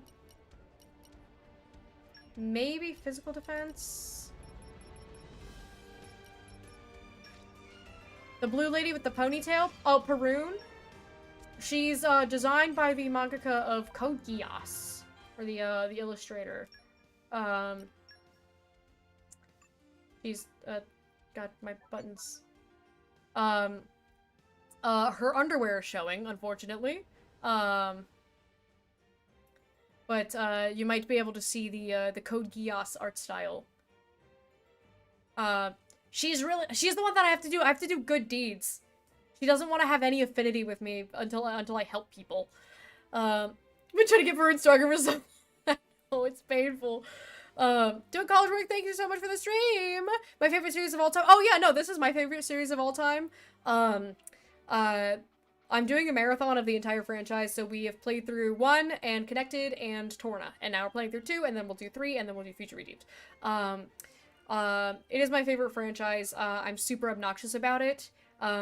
So I always disclaim to people, please do not spoil anything past where we are in the story, because I don't want to ruin it for anybody else, who is new here. But I have seen all of this. This is my at least 5th time. Because I played it myself, and then I got 3 of my friends to play it.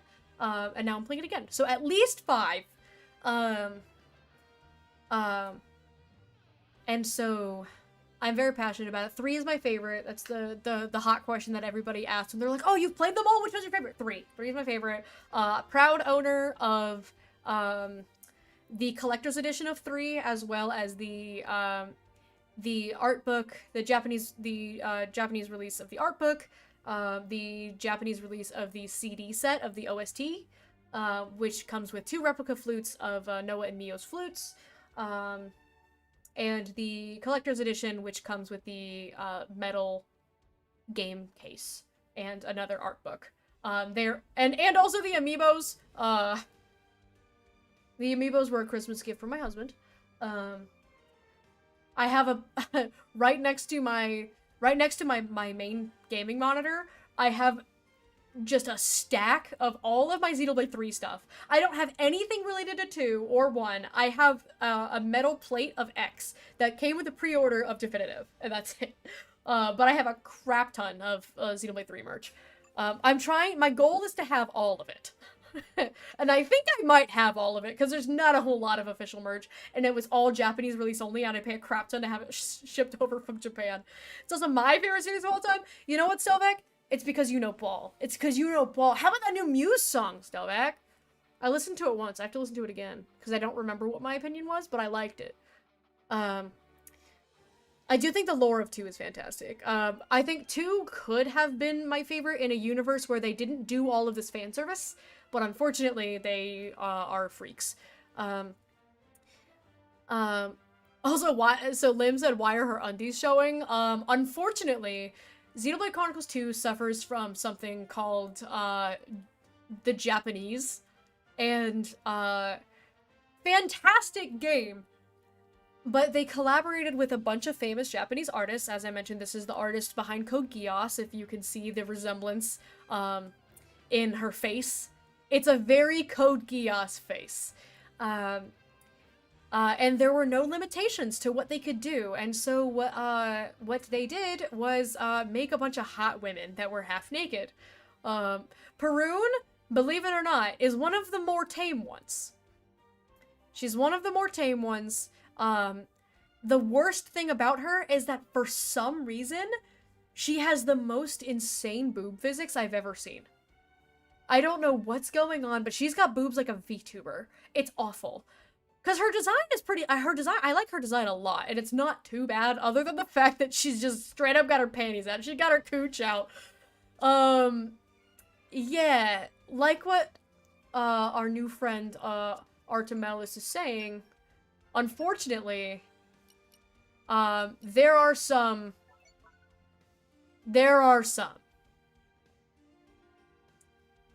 And it vehemently upsets me. I did a really good job about not pulling a single weird horny character. This is how it was going. Well, you know, Pyra, we don't talk about Pyra's design, bro. You know, these guys come with the game. These are story blades. I have all four of the adult men. There are how many blades are there? Like 30 or something? Hang on, I gotta Google it. How many rare blades in Xenoblade Chronicles 2? 40. There are 40 rare blades. Not including New Game Plus. That is just the base game, but it includes the DLC blades and the story blades. It does not include the New Game Plus blades. Of those 40, there are 4 that are adult men. There are 4 that are adult men, and I say adult humanoid men because there are some that are like monsters, but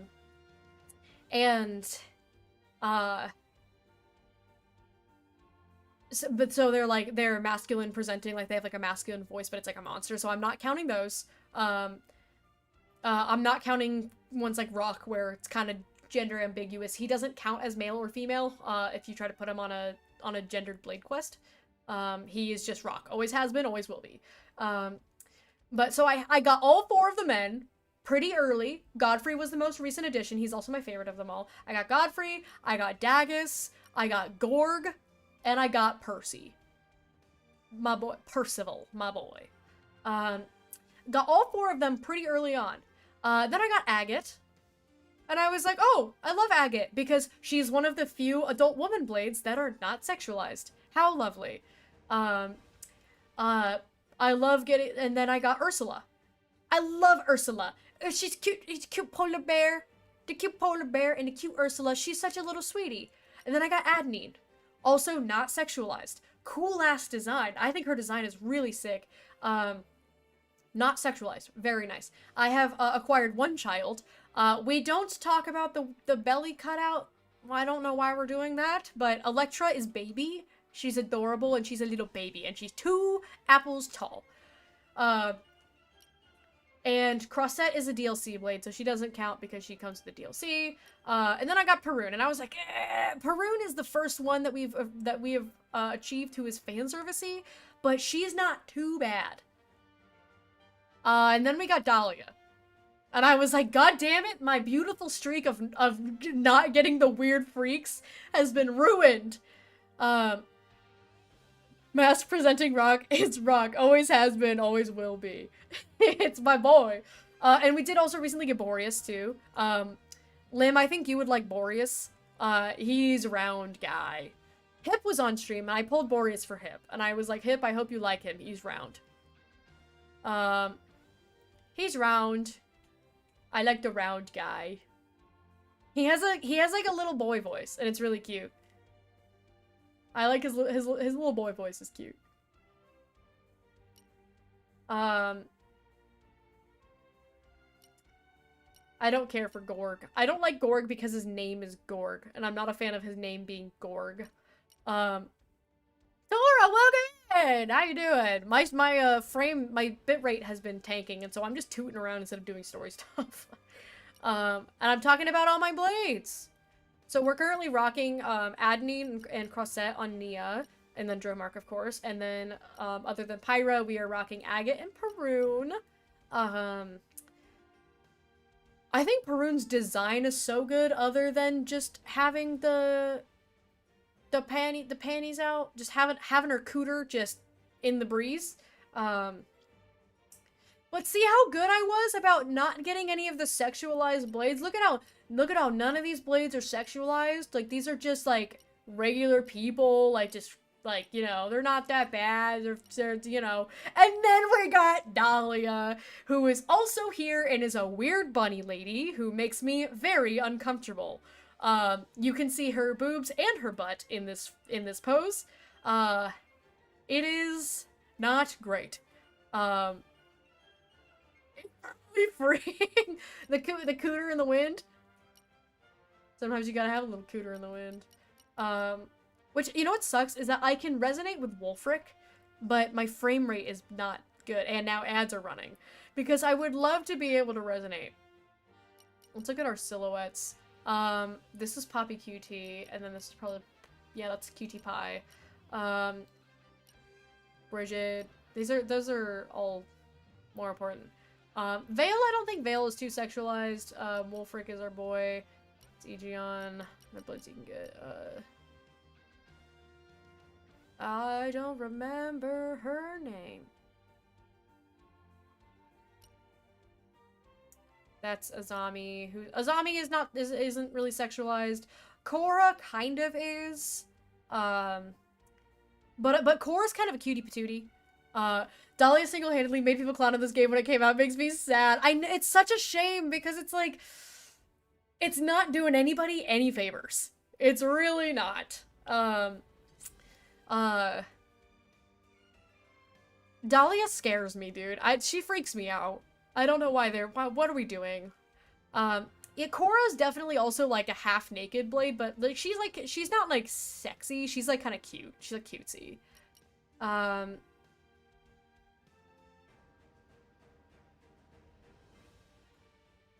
blanking on that one.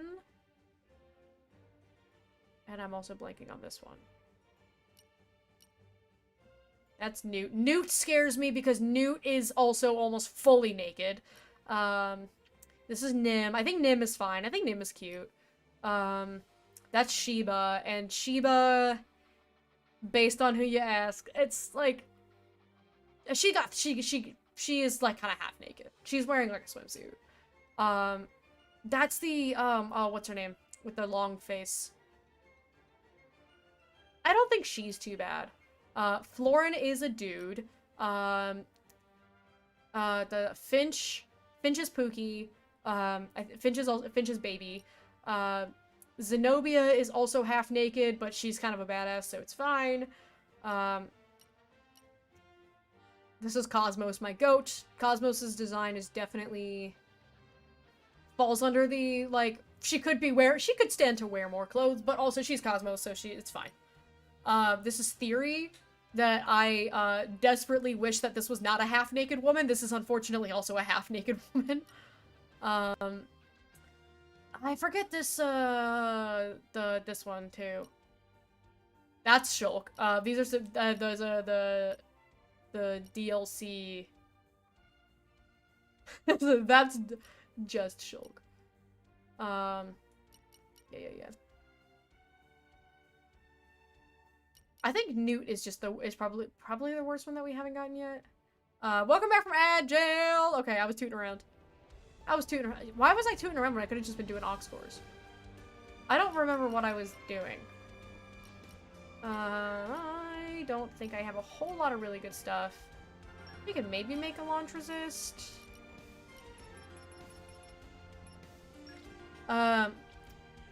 See the thing I said 2 messages ago? Remind me what it was. I have to, because we were yapping. Where? Because we've been yapping. We're talking about over-seasoning our food. How many anime characters around 16? That's so many anime characters that I'm attracted while look at the tree like they're adults. The fact that most 16 makes me feel like yeah. So here's the fun part, right? Okay, so and I say fun very lightly. The age of consent in Japan, I believe, is 16. So their 16 is our 18. And that's the thing that is really weird for us to have to remember, is that, like, because it doesn't make it that much better. It really doesn't. But at least it's, like, the equivalent of them being 18. It still means that they are barely legal, and I'm never a fan of a barely legal character. In my webtoon, all of the characters are fully adult, or they are treated appropriately. Because there is one character who is 16 in my webtoon, and she is treated like a child, because she is the youngest character, and she's treated as the youngest character. She is not sexualized at any point. She's pooky, because she's just tiny. She's Tiny Girl Big Hammer, and I love Tiny Girl Big Hammer. Other than her, youngest character is 18, and he is also constantly called a child. He is an adult. He is legally an adult, but he is constantly called a child because he's 18. But the other three of like the 4 core main characters, he's 18, and then the others are 24 and 30. 2 of them are 30, one of them is 24. And so he is baby to them. The rest of the characters all range from 19 to 32. But they are all generally 20 plus, where they are all adults and being treated as such, because I am in my late 20s, and I didn't want to write characters. I didn't want to write teenagers. That's why I think it's so weird about people who want to write, like, oh yeah, I'm gonna make this character, she's gonna be 16, and she's gonna be so hot. It's like, you're like 35. Why are you writing this? Like, I don't know. Do I have any other things I really want to make? Do a crit up. You could always stand to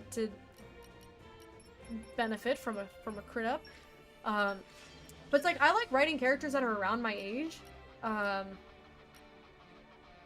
kind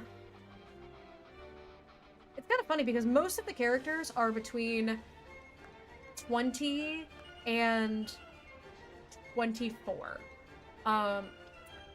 But they're all like between 20 and 24, and then there's like 2 30-year-olds and a 32-year-old, which is kind of funny.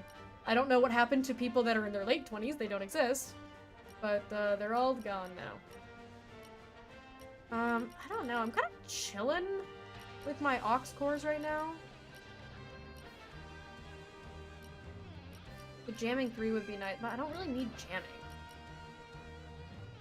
I don't have enough stuff to do Blade Combo Boost 4. That would be really nice.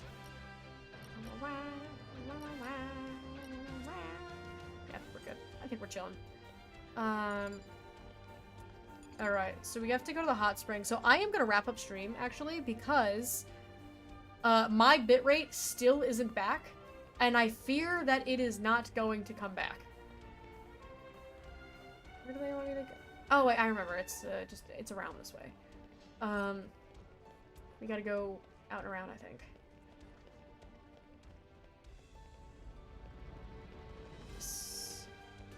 But yeah, it seems like my bitrate is not going to come back. So here it is. Okay. So I'm gonna save the game right here and wrap things up, and we will try again next week. There we go. Also chilling with the aux core. No, what the aux cores? The aux cores, you silly, you silly. Yeah, because I don't think my bitrate has been tanking for the last like hour. So I don't think it's gonna come back. We might have to take the L of the day and then let's turn this back on. Also, you guys want to know something that is annoying to me and that surely nobody else has this problem? So I delete my live notifications on Twitter after I post them because I want people to, it's like, hey, if you see this link, that means I'm currently live, and if not, then I'm not.